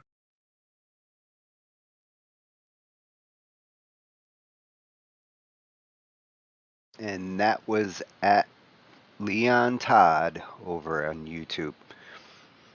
Awesome review. It, as educators, when he talked about using it as an instruction tool for his students, a lot of this software, it's those online instructors, especially during COVID, that had to keep working. And a lot of this software is been developed because of the necessity of that. Online jamming has just kind of become the bonus.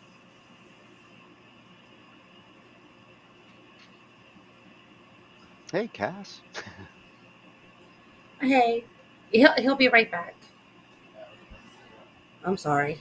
Well, I really, It was my fault this I time. really like this software we were just looking at. A lot of potential benefits.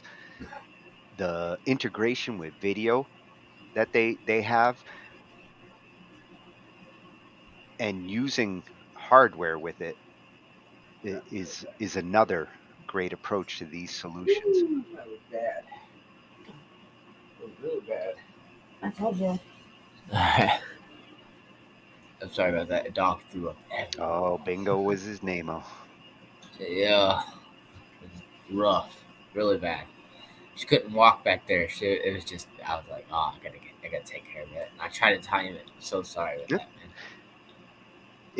If you caught some of those features there, did you notice like they have a hardware box with you don't need to use it with this solution. I like that the solution works on its own, but the hardware I knew that box was coming. and BandLab did the same thing. BandLab had a couple of little hardware doohickeys to make it easier for somebody who's got a computer but doesn't necessarily have a good audio card.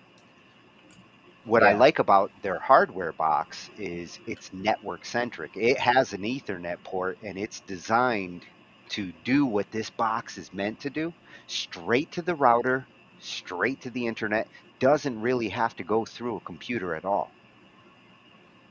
No. And that's how you can get that really high low level latency. High speed, low level latency, that's what online jamming is all about. Technically, if you can send a signal, Well, you wires, can send a signal, but how that signal anywhere. gets to its destination.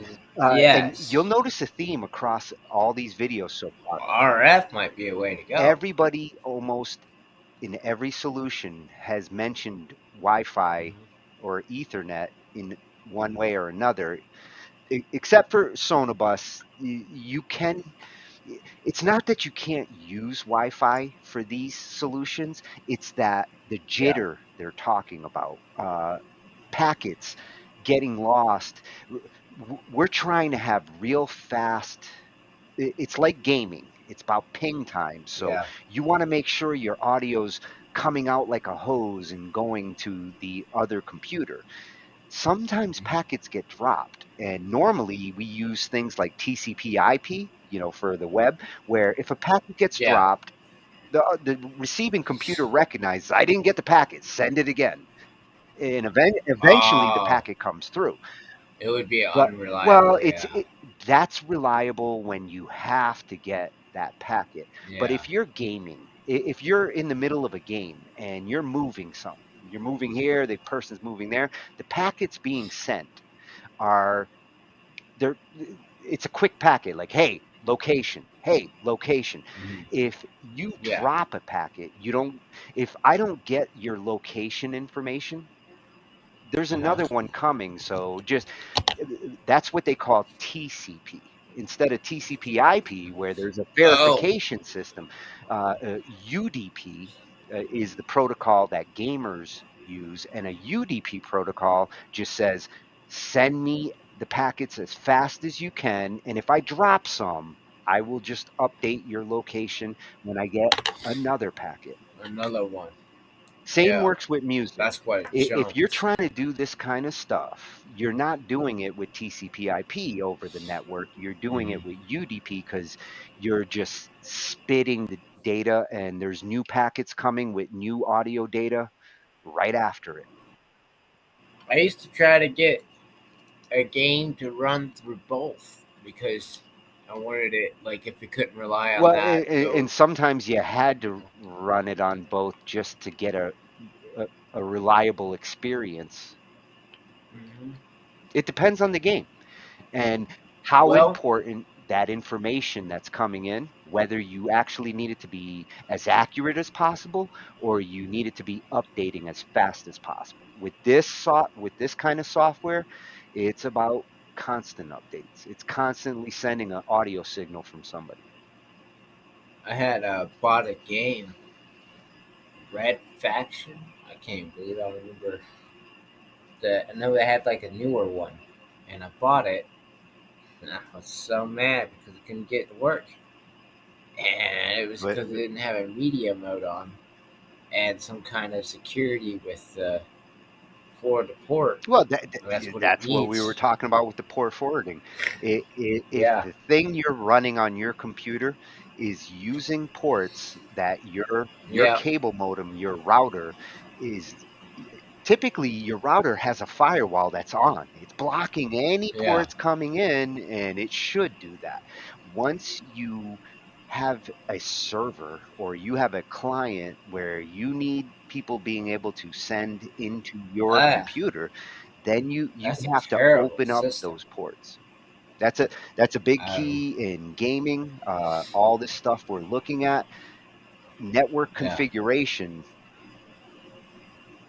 Otherwise, you do like you said, you turn on the DMZ or you just turn off the yeah. firewall on the That's router, all. but you shouldn't take that. Turn it on. That's not a solution. And if you do that, if you do turn on the DMZ while you're playing a game, after you're Yeah. done, turn it back off because you wouldn't open all your doors and windows in your house just to get some cool air in and leave them like that after you're done getting your cool air. Getting random phone calls and shit. Or people Uh, people walking into your house. That's yeah, what happens with a computer.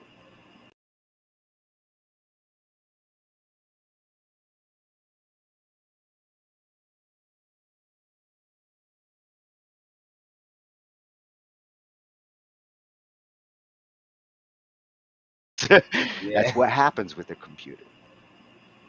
yeah. Oh, they can come to your house? Well, what we're talking about here comes to like security and Oh, ports and all these software need a way to talk in your network. So these are like games. There needs to be pipes coming in yeah. and out, and that's why you have to punch holes if you want to play this game or you want to run this software. So I was kind of toying with the scammers on the band lab, and the dude got my number. One of them was pretty convincing that it might have been something. 'Cause I thought it was from the uh, buying the membership and using the Oh, pushing the boosted. no, just getting the free deals from the membership. So then when I tried that, I got something. And then I started getting these funky things. Well, now somehow they got my phone number that I've been using, and I've been getting calls from angry people saying, "I don't have WhatsApp. Who are you?" Da da da. And I'm like, so I had to keep texting him back. It's a scam. Stop calling. But I was like, if I change the number, there's a lot of people that know my number Well, that's there. And if that, your number wow, starts to get stuff like that, yeah, sometimes changing it is the only thing that's an option. that's what I And what ended can up doing. suck So is now, if you change to another number, you could end up getting a number that somebody yeah, else fucked up because there's only so it many sucks, of them man. out there. hmm So getting all that squared away from myself, knowing security from you and watching this now, I've learned a lot, man. Dude, that's pretty Well, relevant. and So security might. yeah, This is IT, so and yeah, Glenn actually, when it comes to security, he's the guy I would want. Like at the door, the ultimate bouncer. Gate, son. So Yeah. that last one that we looked at had built-in video. It was a hybrid. It's a conferencing solution and a musician instructor solution. This one is a lot like it.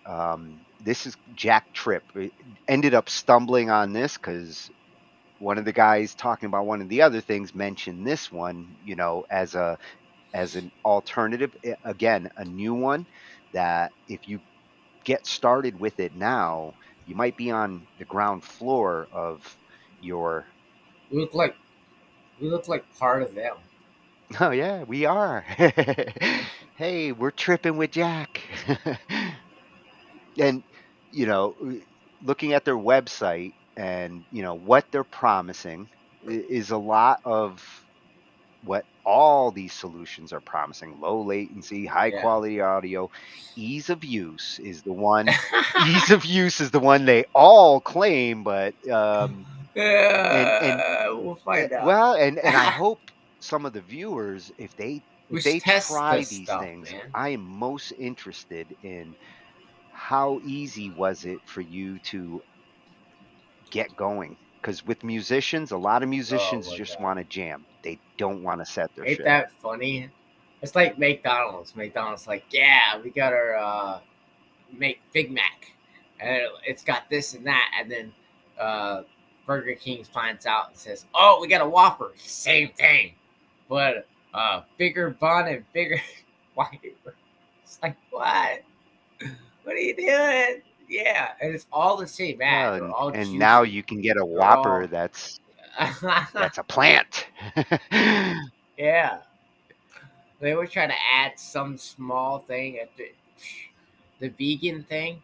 Yeah, now serving vegan burgers. Anyway, yeah. So one part of their solution approach, the affordable here, and it says it utilizes free software to build what they're building. They're subscription-based services, and you're going to see that with some of these products. That last one we looked at, they're taking right now. It's free, and if they need a beta tester for their Windows, because they do have to get Windows, a Mac only solution here is only catering to a small amount of musicians. Oh, If man. they get their Windows set up, they have an interesting product. And with JackTrip, if they're using open source software, and I suspect I know the software they're using to build this, and they're giving it the low latency that all these promises give, if they can get it to work right, they have an opportunity here. Yeah.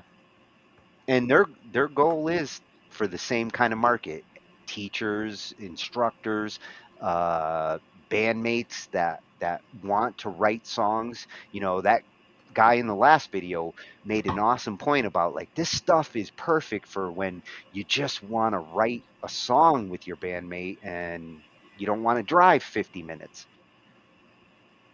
That'd be crazy if they start It's not where setting you're up all that. practicing so much to play live for your next gig, but it is where you're writing the songs, and that's where this niche of jamming fits. If they set up like a room where it's got the speakers and like the person on the other side can kind of go along with them and then hear them, and then have that classroom like doing their thing, and the teacher's like, oh yeah, today with us, he'll be listening and helping us coordinate with class, Tom Hanks. That'd be so great, dude. I would love to see that in the future in a hologram of him too. Just to copy. I'm waiting for holograms to really take off. Yeah. Yeah. So this one that's going to cover JackTrip's is at JackTrip's lab. They have their own set of instructional videos and YouTube channel. I like when these solutions have a home on YouTube, because all of these, you want tutorials, you want some good videos with instructions. A lot of this software does need a little hand holding to get stuff set up. And like I said, musicians, a lot of them just want to jam. They don't want to have to set up their instrument. So at JackTrip Labs, they're going to show us how to get started with JackTrips. Dang, you blonde. All right. We're ready. This is Jan from JackTrip. Let's talk about how to get started with JackTrip in 3 simple steps. Number 1, let's go to jacktrip.com here and sign up for a free virtual studio account. I'm hitting the Get Started button. There's another one over here. And it takes me to a Create Your Account page. You can use whatever you feel most comfortable with, Google, Microsoft, Apple, or your email address. In my case, I'm going to sign up with my email address and hit Create Account. Once you're logged in, step number 2 is to simply create a studio. So I'm going to hit the Create Studio button over here, and it will run through 3 different steps. Number 1, the basic studio settings. I can give it a name. I'm just going to call it Jan's Jamming Studio. And I can even drag and drop a picture that I like to have a little banner image for my studio. Once you've positioned your banner image, simply hit Next, and it'll take you to the location settings for your virtual studio. Now this is where you will want your studio to be located. Something that's close to all of the musicians, right? As close as possible to minimize the latency. So I'm going to hit the Next button here, and it'll take me to the review, so I'm going to hit Create.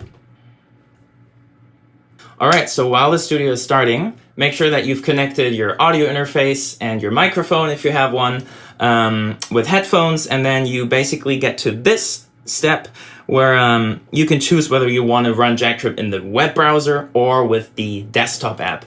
I recommend you use the desktop app because it's way faster, but sometimes, you know, if you don't require the ultra low latency that JackTrip offers, you can even run it in the web, even on your phone. So for now, let's download the JackTrip desktop app to make sure that we have the lowest latency possible. So I'm going to click the desktop app download button here. And you can see that it's downloading the package right now. And once it's done downloading, we're just going to click on it and run through the installation process. Let's do that together. Continue, continue, accept the agreement, and install JackTrip. It asks me for my password to confirm, and I'm going to hit Install Software. Once it's installed, you want to allow the incoming connections, and you want to allow JackTrip access to your microphone so that you can send audio to your fellow musicians. So I'm going to hit OK, and you can already see that the app is started. Now it asks me to connect via an Ethernet cable, which further minimizes the latency so we can make music in real time.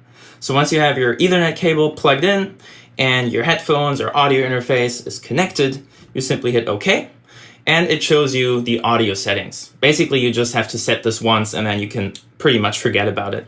So in my case, I have a Zoom U22 audio interface connected that I'm selecting here. I want output channels 1 and 2. You can test the output signal if you want. And for my input, I am also going to choose my microphone here. So I'm going to select the Zoom U22 driver as well. Now I only have one microphone, so I'm just going to stay with input channel 1. And it is one channel, of course, so I'm going to keep it mono. You can also, of course, if you have stereo instruments connected, you could also configure it to be stereo and send 2 channels to everybody else. But for now, let's keep it 1 channel and save settings. All right, you can find the one studio we've created earlier right here, Jan's Jamming Studio. And what we can do now is the last step, essentially. We can invite other people.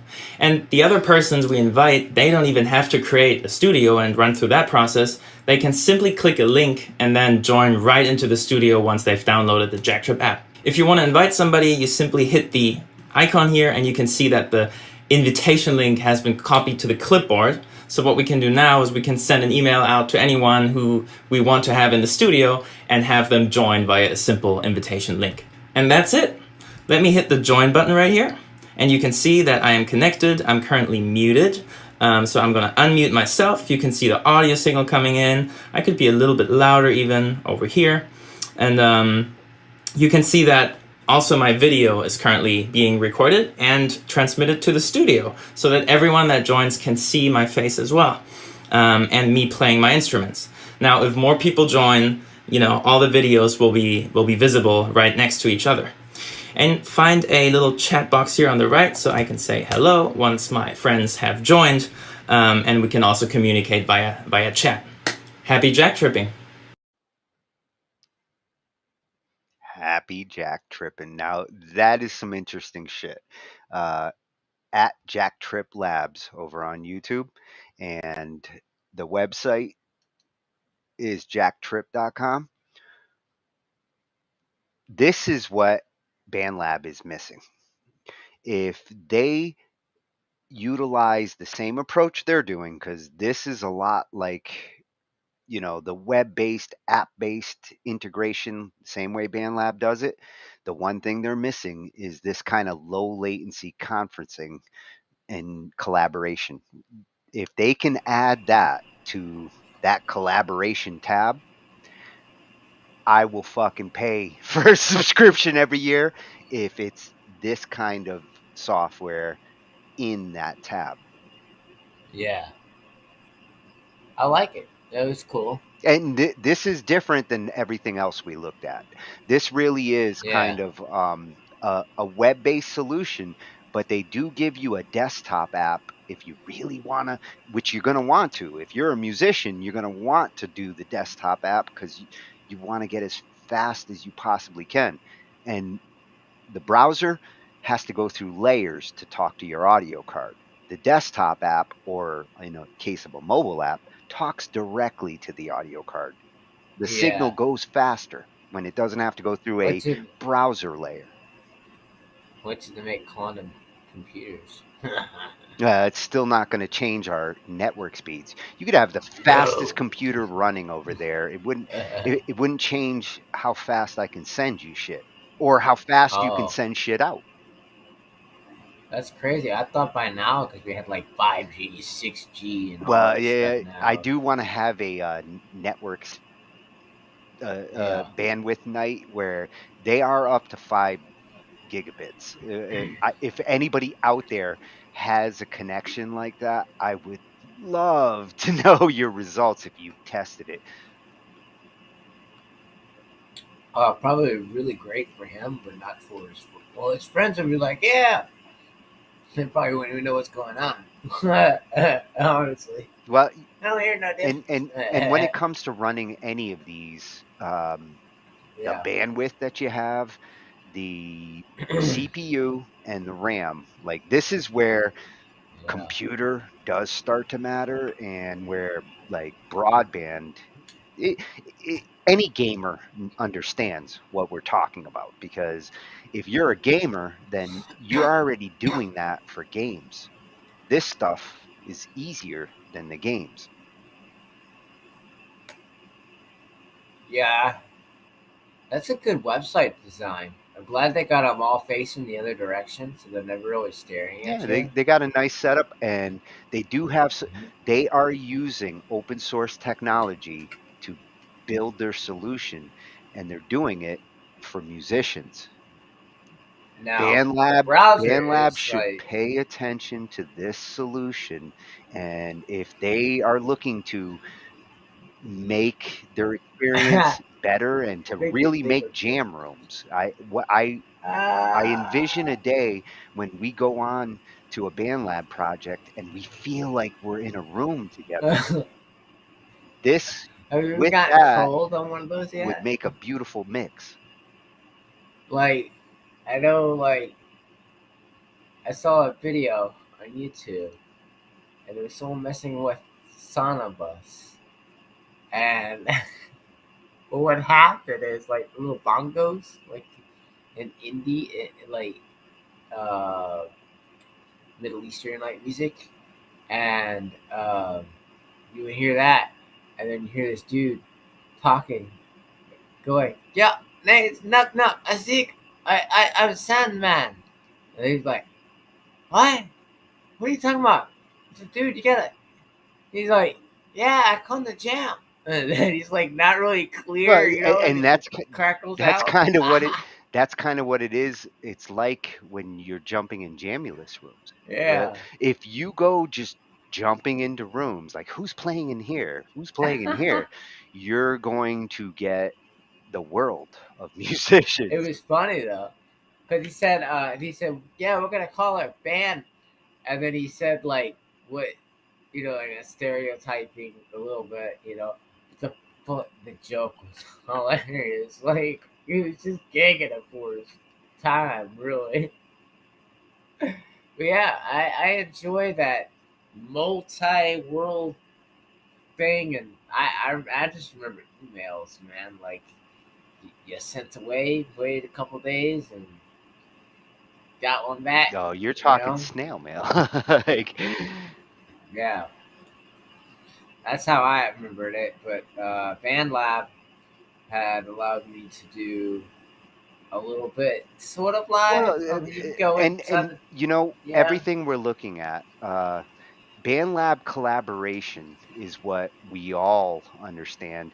It's a slow motion jam.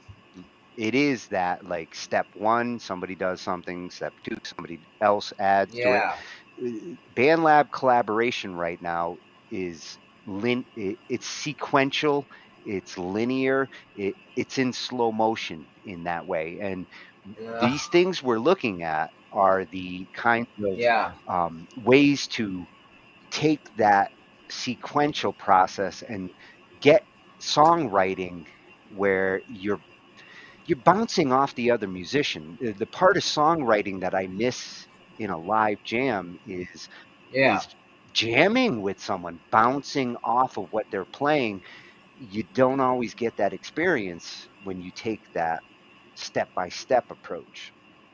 We used to have a software that was, it was old, but you could make MIDI punch-ins on like the grid, kind of like what BandLab looks like, and then live he's in there too.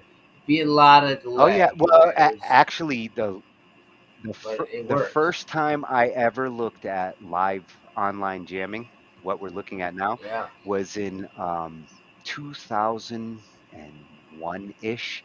I mean, way yeah, way back, and alls it was for MIDI jamming. At that time, with yes, dial-up, most people were on dial-up, and you could that's what I remember. you could jam with MIDI instruments. You could have a dude playing an 808 over here and somebody playing a keyboard over there and do this stuff in 2001. That was exactly, yeah. It was But you were limited to MIDI instruments and people had to have the sounds on the other side. They had to have the synthesizer. Now your MIDI world. limitations are Yeah. bit rate. You might have to go to 128 instead of 256. But now you're dealing with audio. They're pushing audio and crunching it down as much as MIDI did back then. Yeah, it's cool. This is a really cool subject. Um, Surprised about what I've actually learned from it. And it actually gets more complicated when you add video to the mix because you know making music these days you're not just an audio designer. If you're making songs these days, you're an audio designer, you're a visual designer, you're thinking, what font am I going to use for my album cover? Uh, where the love of music takes creativity in the other arenas, some of the, Yeah, like this next one we're looking at, again, you're seeing now solutions with video and recording the pieces so that you can have an online jam and get everybody's footage, everybody's sound, and make 21st century music videos. yeah, This one, SessionWire, another one, as I was searching for Sonobus and Jamulus shit, kept getting mentioned. A lot of different people were mentioning it, and I'm not sure where they are at this point, but given what their features are now starting to do, it looks like they are heading in the same direction as the last couple we've looked at. Capturing the camera, the microphone, in as low latency as you possibly can. Video, all that, yep. And this one comes from Production Expert. Yeah, he was a new find. I love these new channels I get to find. At Production Expert on YouTube. Damn, he got that name. That's a good one. Looks like the Enterprise symbol. Yeah, and when you look at his videos, like he's doing what I was talking about, like little video editing video here, audio editing video here. Anybody who wants to call themselves a producer does all this shit because production is not one thing. Look at how he's labeling Look stuff. at just his like breakdowns in Apple. Yeah. He's got his product reviews. You can see it. These are the channels. He has all his channels are labeled. They're all labeled. You see how it says waves, key detection, all that, and then the only thing it's kind of missing is like him doing like that or whatever in front that I've seen, but I'd like to start seeing us do a little bit of that. Oh, everybody should do more of this. This is a good example of how you put your shit together. Looks nice. So he's going to show us SessionWire collaborating. And is it as easy as they claim? See, that's what I was finding. A lot of people's like, oh my God, this is the easiest to use. So he's actually reviewing it for that. Really?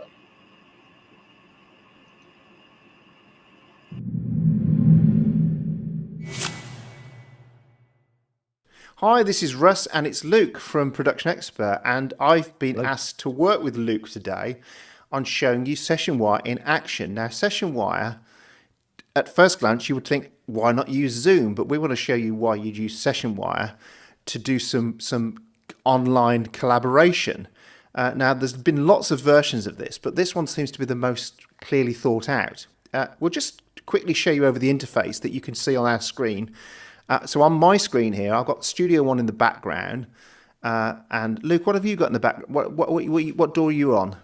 So I'm running Pro Tools at the moment, Russ. Okay, so he's in Pro Tools and I'm in Studio One. So the great thing is it's door agnostic, and there's plugins for every major door, AAX, AU, and VST. And so what you have is two parts to the whole ecosystem in a sense. You have this part, which is the standalone application. And what this is allowing us to do is two things. Comms, so you can see TB on mine. And if Luke talks for a second. Yeah, so this is my talkback going to Russ. And this is my talkback going to Luke. And we can mute them. And we can turn them on. And secondly, then, you can see there's one called HQ. And that's my high quality stream going to Luke. And that's what he's going to be listening to in a while. And this is where it differs from just saying, let's get over Zoom and try and do this or any other thing. And we've got pretty cool ways of setting this up, but we're going to try and kind of start with the basics today of how we're going to work on this. So Luke's done a track and he's played it to me over the high quality stream.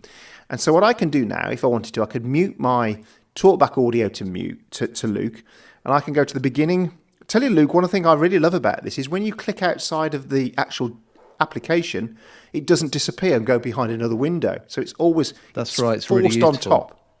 It's got like forced on top, which is really helpful. So he's sent me this track as a Q mix.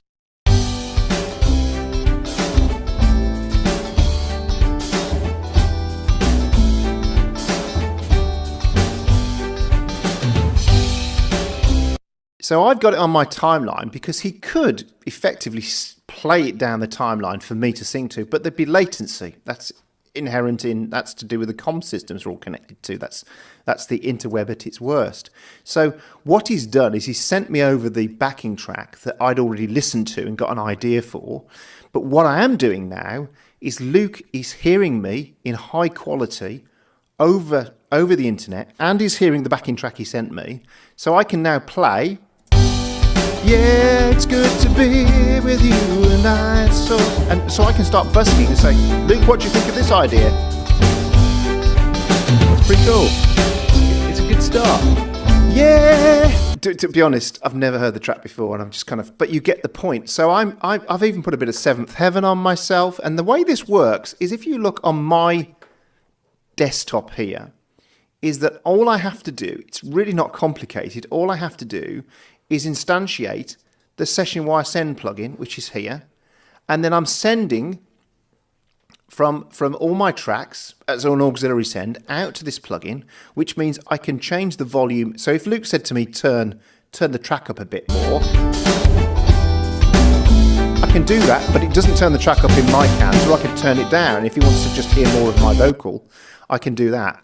Now what I've done as well, of course, because I've sent it on an aux, I've sent a pre-send on mine, a pre-fader send, so I'm not listening to my loop back on my audio, I'm just listening to a low latency version of that. And now I can go in here and say, hey Luke, here's an idea, and I'll play it again. And it's good to be alive, good to be alive. And this is the point where he decides he needs another vocalist for this track. But Luke, you can hear that down the other end in high quality audio, can't you? My vocal and the backing track. That's it, and it's perfectly in sync because I'm hearing you out of your DAW. So you're hearing exactly. Now we could have put that on the, depending on what DAW you've got, we could have put that on the master bus, or we could have put that on the inserts as well. The good thing about creating your own auxiliary send is I could put loads of instances of the sends and send Luke a monitor mix in high quality from each of the tracks. So he could say, Russ, lose the bass, or so if this was a whole multi-track I was working with, then I could do that as well, which is really cool. Then all I have to do, as I say, is whack my DAW into record. Good to be alive. Thank you. Thank you for being here. You can see what I've done. I've recorded that, and when we're done, I can just send that over to Luke. He drops it in his timeline, and we're done. But I think, Luke, I don't know about you, but I don't know what's happening at your end. Can you talk through what your end for those that are watching this at the same time? Yeah, sure. So at the moment, I'm literally hearing Russ down the SessionWire connection in the video chat, and all of the audio that I'm hearing, all of the music that I'm hearing, is coming out of Russ's. It's coming out of Russ's Studio One session.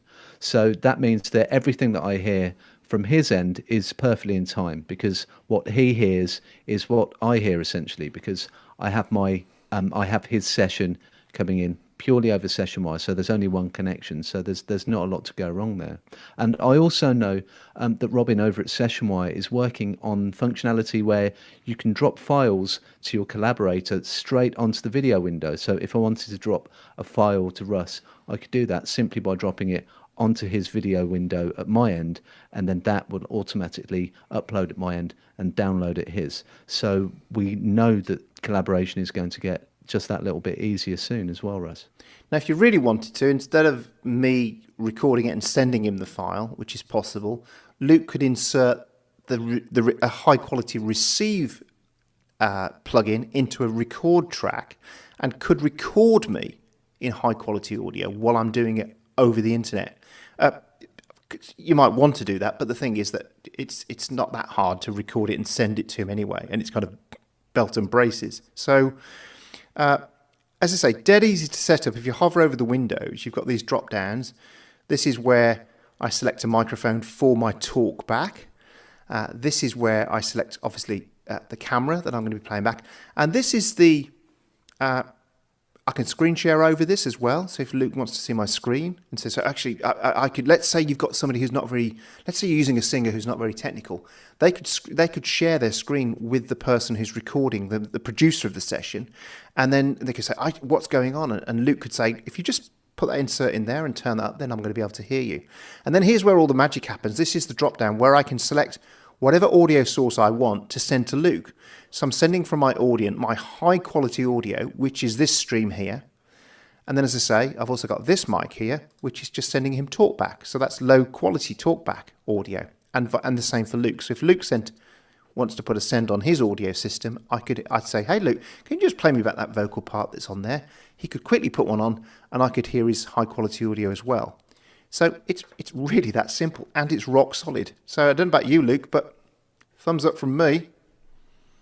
Very much so. And also, another thing, Russ, is when I'm collaborating with the artist, I can just very quickly play them a mix. So it doesn't just apply to individual instruments or a recording session like the one we've set up. We can also use it to give the client an update on how the mix is shaping up as well. So, it's so useful in a number of different ways. And even approvals. So in a sense, for security, it'd be quite good if you don't want to send a track to a client who you want to send a mix to. That you could have a live mix session. You could actually mix live that's the other thing you can use this for. You could send your client a live stream. They could be online like me and Luke are now. And I could say, could you turn the bass up a bit more or try that? And you can have an online mix session live. And very useful. Very useful. I think it's a great piece. It's one of the lesser annoying ones of these that I've seen. I don't know about you, Luke, but some of them I spend all day scratching my head trying to set them up. But this was pretty straightforward. Very much so, yeah. And I think for a lot of engineers working with musicians as well, SessionWire is the one that is probably the easiest one to get your head around that we've tried, certainly. Yeah, in fact, when we got tripped up by SessionWire, it's because we were trying to overcomplicate the process. You can use SessionWire standalone if you want. If I just wanted to listen to a mix and sing down the track, I wouldn't even have to open my DAW. Luke could have sent me a high quality mix. I could have listened to it and sang at the same time. And he could have said, yeah, Russ, that's nice. Then let's go ahead with recording this now. And then we could have set our DAWs up. It's all pretty straightforward. Great stuff. Well, it's sounding great, Russ, and thanks for connecting up. It sounds like, we've got a take. I think you need to clean your ears out, but thanks for the compliment anyway.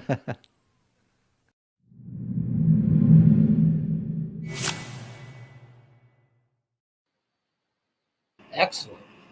Oh, that I think is the most intriguing of all the solutions we've looked at so far. I had electrons exploding, seeing how they the approach that it takes. That'd be the one to use. Well, you know what this solves?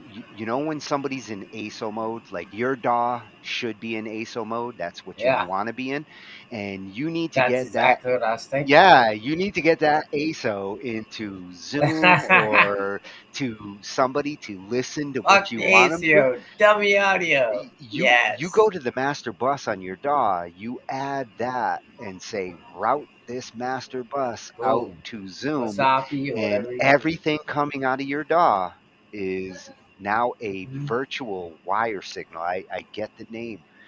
What did they call it? Awesome. SessionWire. Exactly. The name is fitting because that's what it does. It takes that ASO device that normally would never talk to Zoom directly and gives you a way to actually route it as a filter. And that's just one thing it's doing. The collaboration tools, the video integration, again, BandLab. Can we use that? BandLab needs to take a note from these companies and maybe we either can use that for my Zoom marry each other or utilize this technology in the same way. We could use that technology in Zoom. Well, you're going to see this technology getting utilized a lot more because musicians want to jam. In our Zoom, which is all about musicians hooking up every night to make shows, this stuff is the most asked question I've had for 3 years. No kidding. So, at Production Expert, awesome channel. Love that new find. And this one you might recognize. Have you ever heard of Muse Sessions? No. Yeah. See, this one I've come across a couple of times over the last few years and just hadn't had the time. I'm already doing some of this over on BandLab, but it looks like they're expanding into this market too. And it's musesessions.co for the solution website. What we're going to look at is a review of it and remote recording audio. You know, if you're the engineer on a project and the project is being recorded in another location, your ability to engineer in real time, it's important. And some of this software, it's about it's about being able to mix in some cases. You got musicians who are connecting, doing their thing. There's going to be a mixer, an engineer in that virtual session that's going to want to take all that and put it together. All right. It's from Learn Audio Engineering, which I think might actually be at Learn Audio. Yeah, at Learn Audio Engineering. It's nice when they do it that way. And he's all about production and engineering. I mean, just look at the description. Awesome. So it's nice to see people when they're reviewing, knowing where they're coming from. Because with this Yeah. software, I'm coming from that same mentality. Like, how can I use this in a project, in a production that got to make a song, got to do a show? Yeah. Productive, right? Muse sessions. We're gonna see how remote recording audio and MIDI, big one for me with the MIDI, gets done. All right. In this video, we'll be looking at a piece of software that allows you to record audio and MIDI into someone else's computer. It's called Muse, and it's free. So what is Muse? It's like Zoom for music makers. It's a completely free platform that every producer should know about. With Muse, you can collaborate online with other musicians like you're in the same studio together. You can share what's playing in your DAW, and everyone in the Muse session can hear what's coming from your speakers like they're sitting right next to you.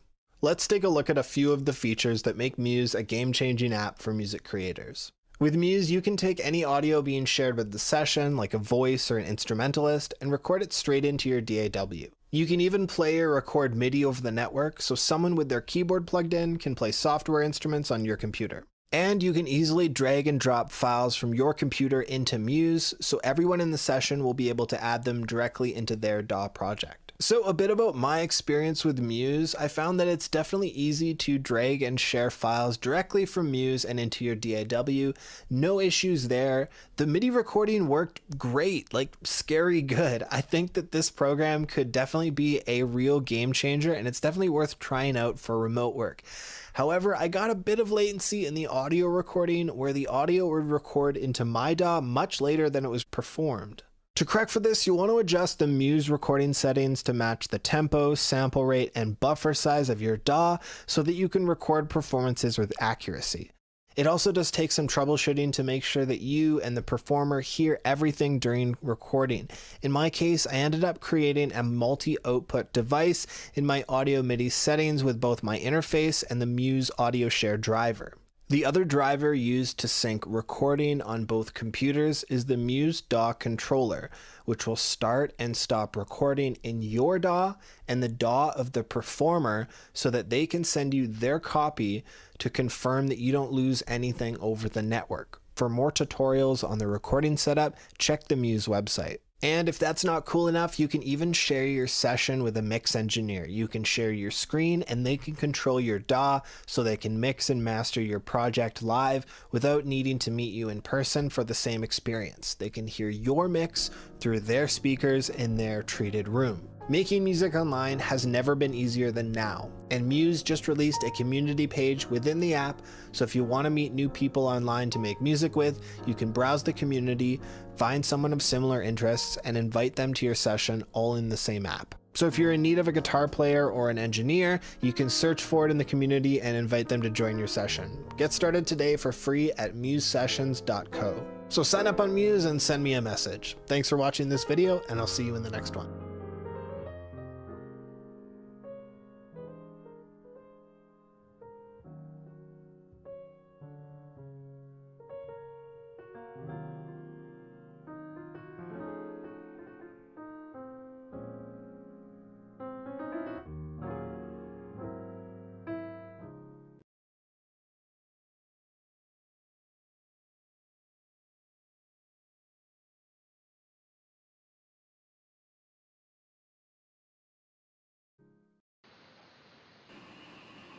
Oh, I am going to sign up and send him a message.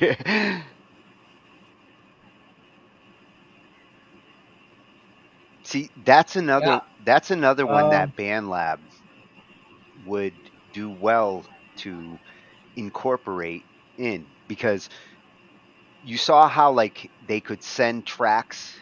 They could record live and do that kind of collaborating, but they could also send the track that they did on their end. Yeah. This eliminates having to go into a project, grab a stem, import it into Reaper, do something, export it from Reaper, put it back into a project. A lot of that middleman work and the time that it takes to do that particular Yeah. solution, It's all limited. if I had to do a quick like project collaboration like I do on BandLab sometimes, I'd rather do it Yeah. this way. Connect the DAWs, do your stuff. Okay, you're done. Drag it over to my DAW, and I'll get to work.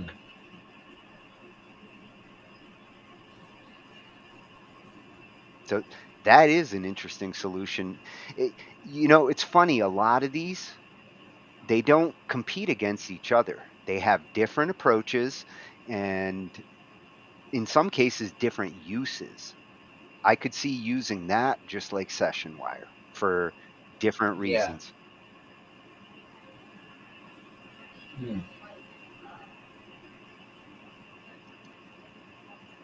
The next one, this is probably another one you heard about, JamKazam.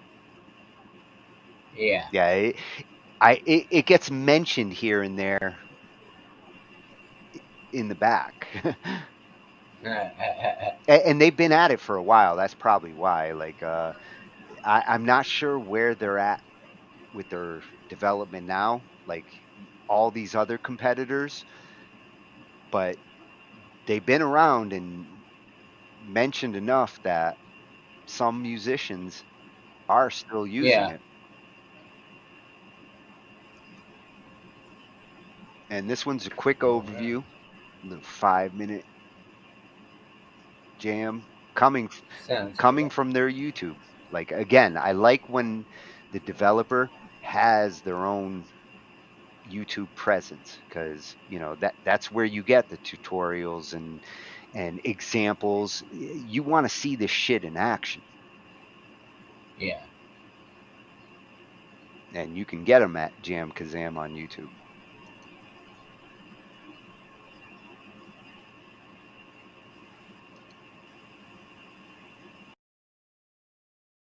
JamKazam is a new live music platform for musicians. With JamKazam, musicians can play music together in real time from different locations over the internet, as if they are sitting in the same room.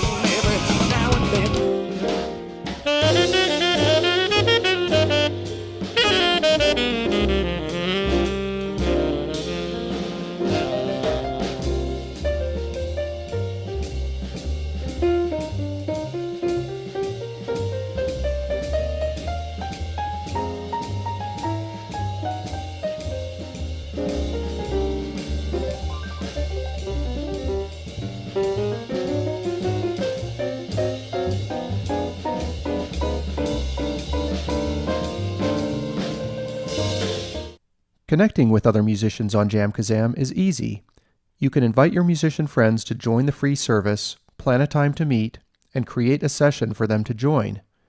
No need to pack, transport, and set up gear. If none of your musician friends are available, you can use the Find Sessions feature to see if there are public sessions in progress in your area that you can join to play with others immediately. You can also use the Musicians feature to see a listing of other musicians in your area who want to play online and message or connect to them. And after you register, JamKazam will automatically send you a weekly email to let you know about new musicians in your area who have joined the service.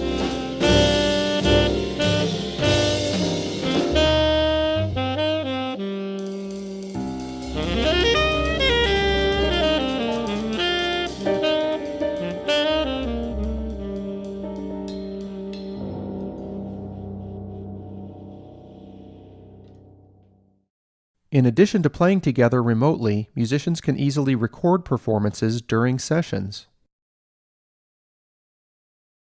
and share these recordings to Facebook or Twitter, or get a simple URL that can be shared via email. Musicians can also open recordings made during sessions, play them back, and work with the recordings at the track level. For example, you can mute tracks in a recording and practice or experiment live along with the recorded performance of the other musicians.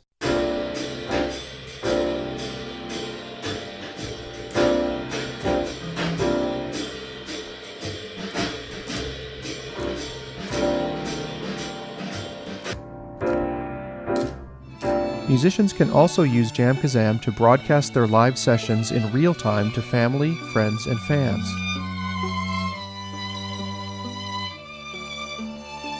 Like recordings, these can be shared via Facebook or Twitter, or as a simple URL.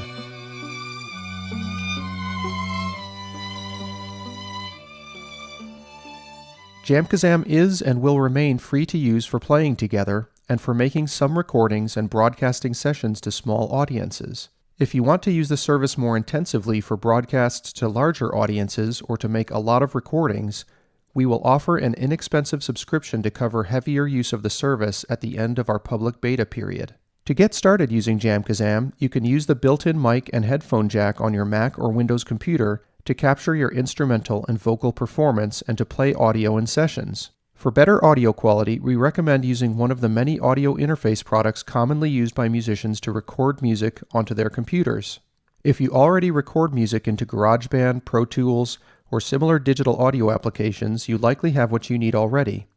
And if not, please check the JamKazam website for a list of inexpensive products that we've tested with our service. You can pick up a good little interface starting at about $50. Thanks for watching this video. Please sign up for your free JamKazam account now, and we look forward to seeing you and hearing you online soon.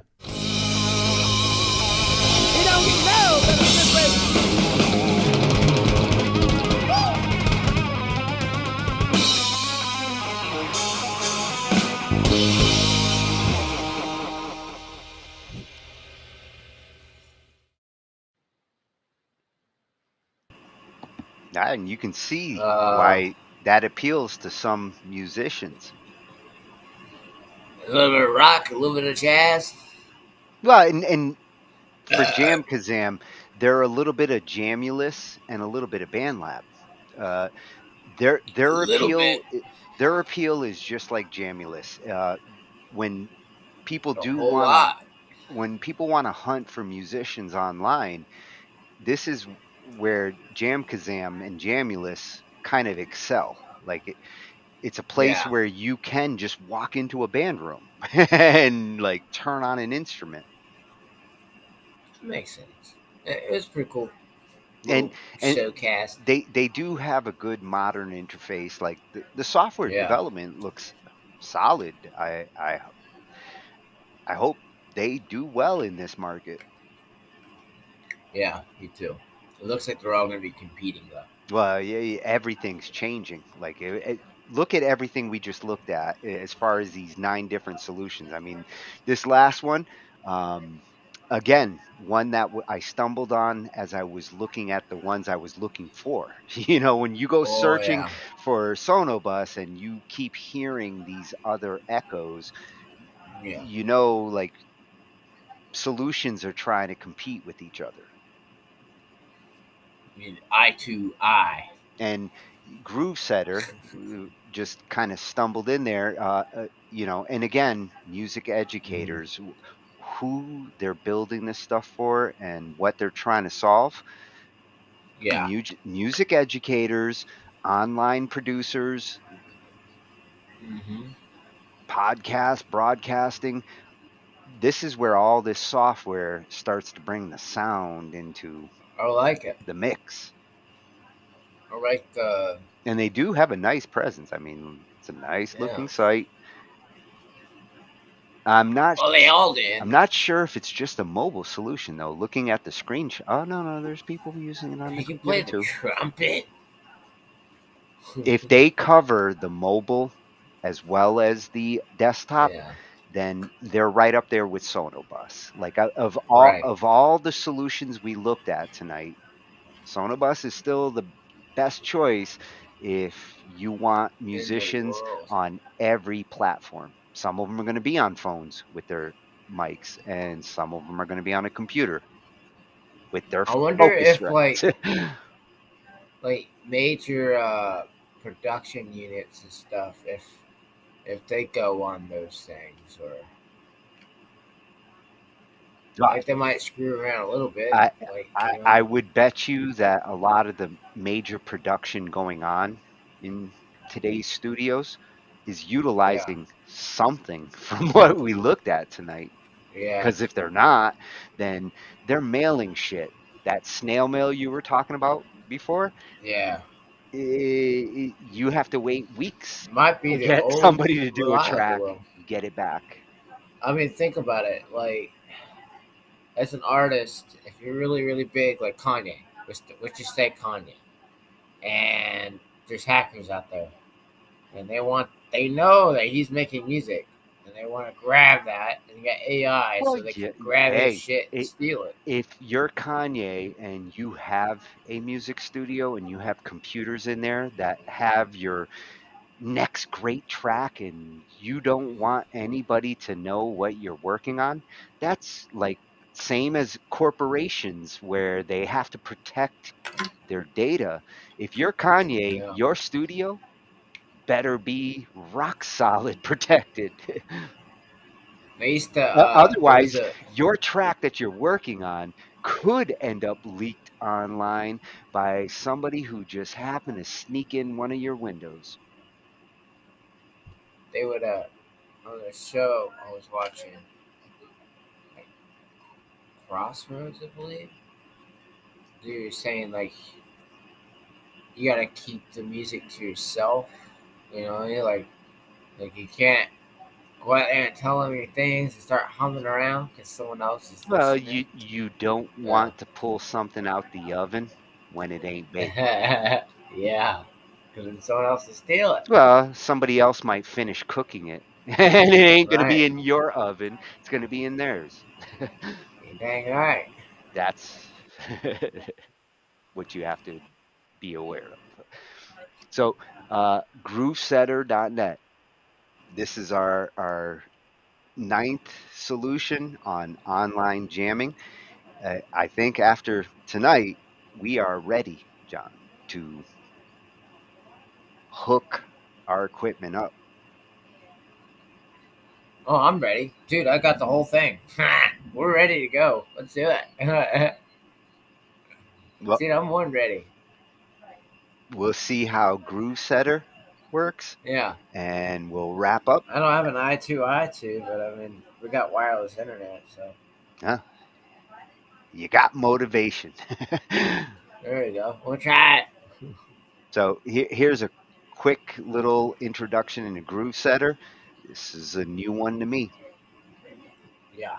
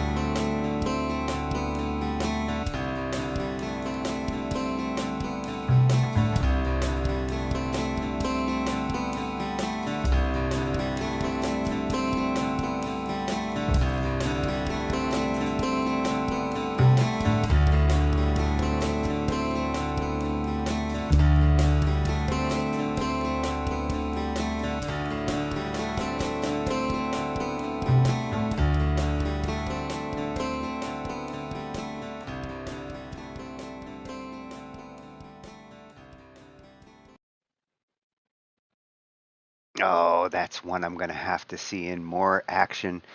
Groovesetter. That is at Groovesetter on YouTube.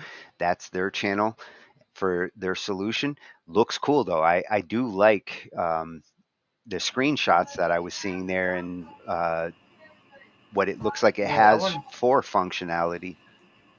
It's a little basic, but it's the same thing as the Well, other one. and it does It look. kind of, It looks like it's a PST local software approach, not a cloud yeah, thing, but could be a hybrid of both. You know, a lot of what we looked at tonight works in both the cloud and at your machine. right. That it looks like they're really moving towards that cloud thing and wireless. I mean, Well, the cloud serves a purpose. You know, if you can do your processing and storing your projects in some cases, the media for everybody to work on, it's better in the cloud. Media yeah, things like that are on one person's computer do not lend to like yeah, teamwork in working on something. So cloud is useful for bringing the whole team together. But when you're recording, when you're using some of this software and you're laying your guitar track down for the project, what you're recording on your computer is going to be better than what you can send through a stream. yeah, Compression's gonna happen unless right, you have the like 5 gigabit network connection for the internet. Every one of these solutions to get super latency that we looked at do so by compressing the audio, and it's not the best situation for getting the final track. It's not necessarily where you get your ultimate final track, but it's more than good enough for like, hey, I got an idea, let's make a song. All of this software sounds is worth it. perfect for songwriters and the Yeah. process. Oh, Once was that all once the we video? figure out the song, I want you to sit at your computer, record it, send me the Yeah. wave, and it's going to be a wave, uncompressed, big But file. hell, it's there. That'd be awesome. That'd be fun. We'll try. That'll make a good topic for another night, like uh, moving files between musicians, coming from this DAW into BandLab as a stem into that DAW. The whole process and workflow. It'll be a good topic to cover. That would be Glenn should be back next week, and I will throw that at him and see what sticks. all right. But Is this your conclusion? that was a great collection of online collaborating solutions. Every one of them has use. Yeah, I want to try every single one of them for different reasons. I would love to. And some of them are friendly with the fast computers and the slow computers. The whole purpose would be to find what works in every environment, because Yeah, we deal with it all these days. yeah, yeah. I like the third one. That was pretty cool. Third one you showed tonight was cool. But yeah, pretty much they all work the same. Just some of them a little bit different on how they connect to each other, but they're all simply the same. Well, and we saw different approaches. Some are Yeah, VSTs that can be loaded in different situations, and some are standalones. A few were even pure cloud based, like you can run this in a yeah, browser, like Restream. You know, Restream does everything minus the low latency in a browser. right. Sounds great. Yeah. Well, Yep. John, awesome to have you on tonight, and especially for this kind of subject. it took 2 to cover it. I figured you were cutting close to 3 hours because I didn't know if it was going to cut off on you. Oh, no, shit. We hit this like a champ, man. Are you kidding? I got 2 minutes for the outro. Heck yeah. So, thanks, everybody, for joining us. And if any of you try any of these solutions, let me know your experience. I totally will help you to test it. All right. I hope you guys try it out, man. Yeah, it's all the Angified way. It's fun. It is the Angified way. Yeah.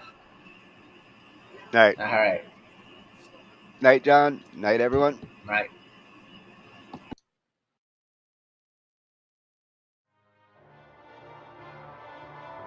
Ambient noise, yeah.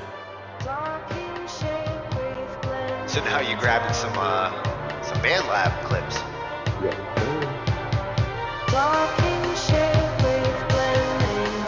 Now for me, that would also be something where I would use like volume automation and like bring that from the bottom, like bring it in and then bring it back out. Kind of. And these are the kinds of sounds you can stretch.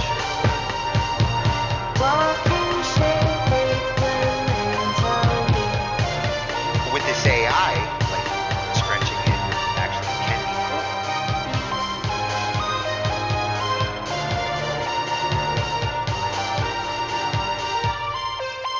Oh, that was perfect for the interlude too. Ends it right in the right I spot. didn't even notice 40.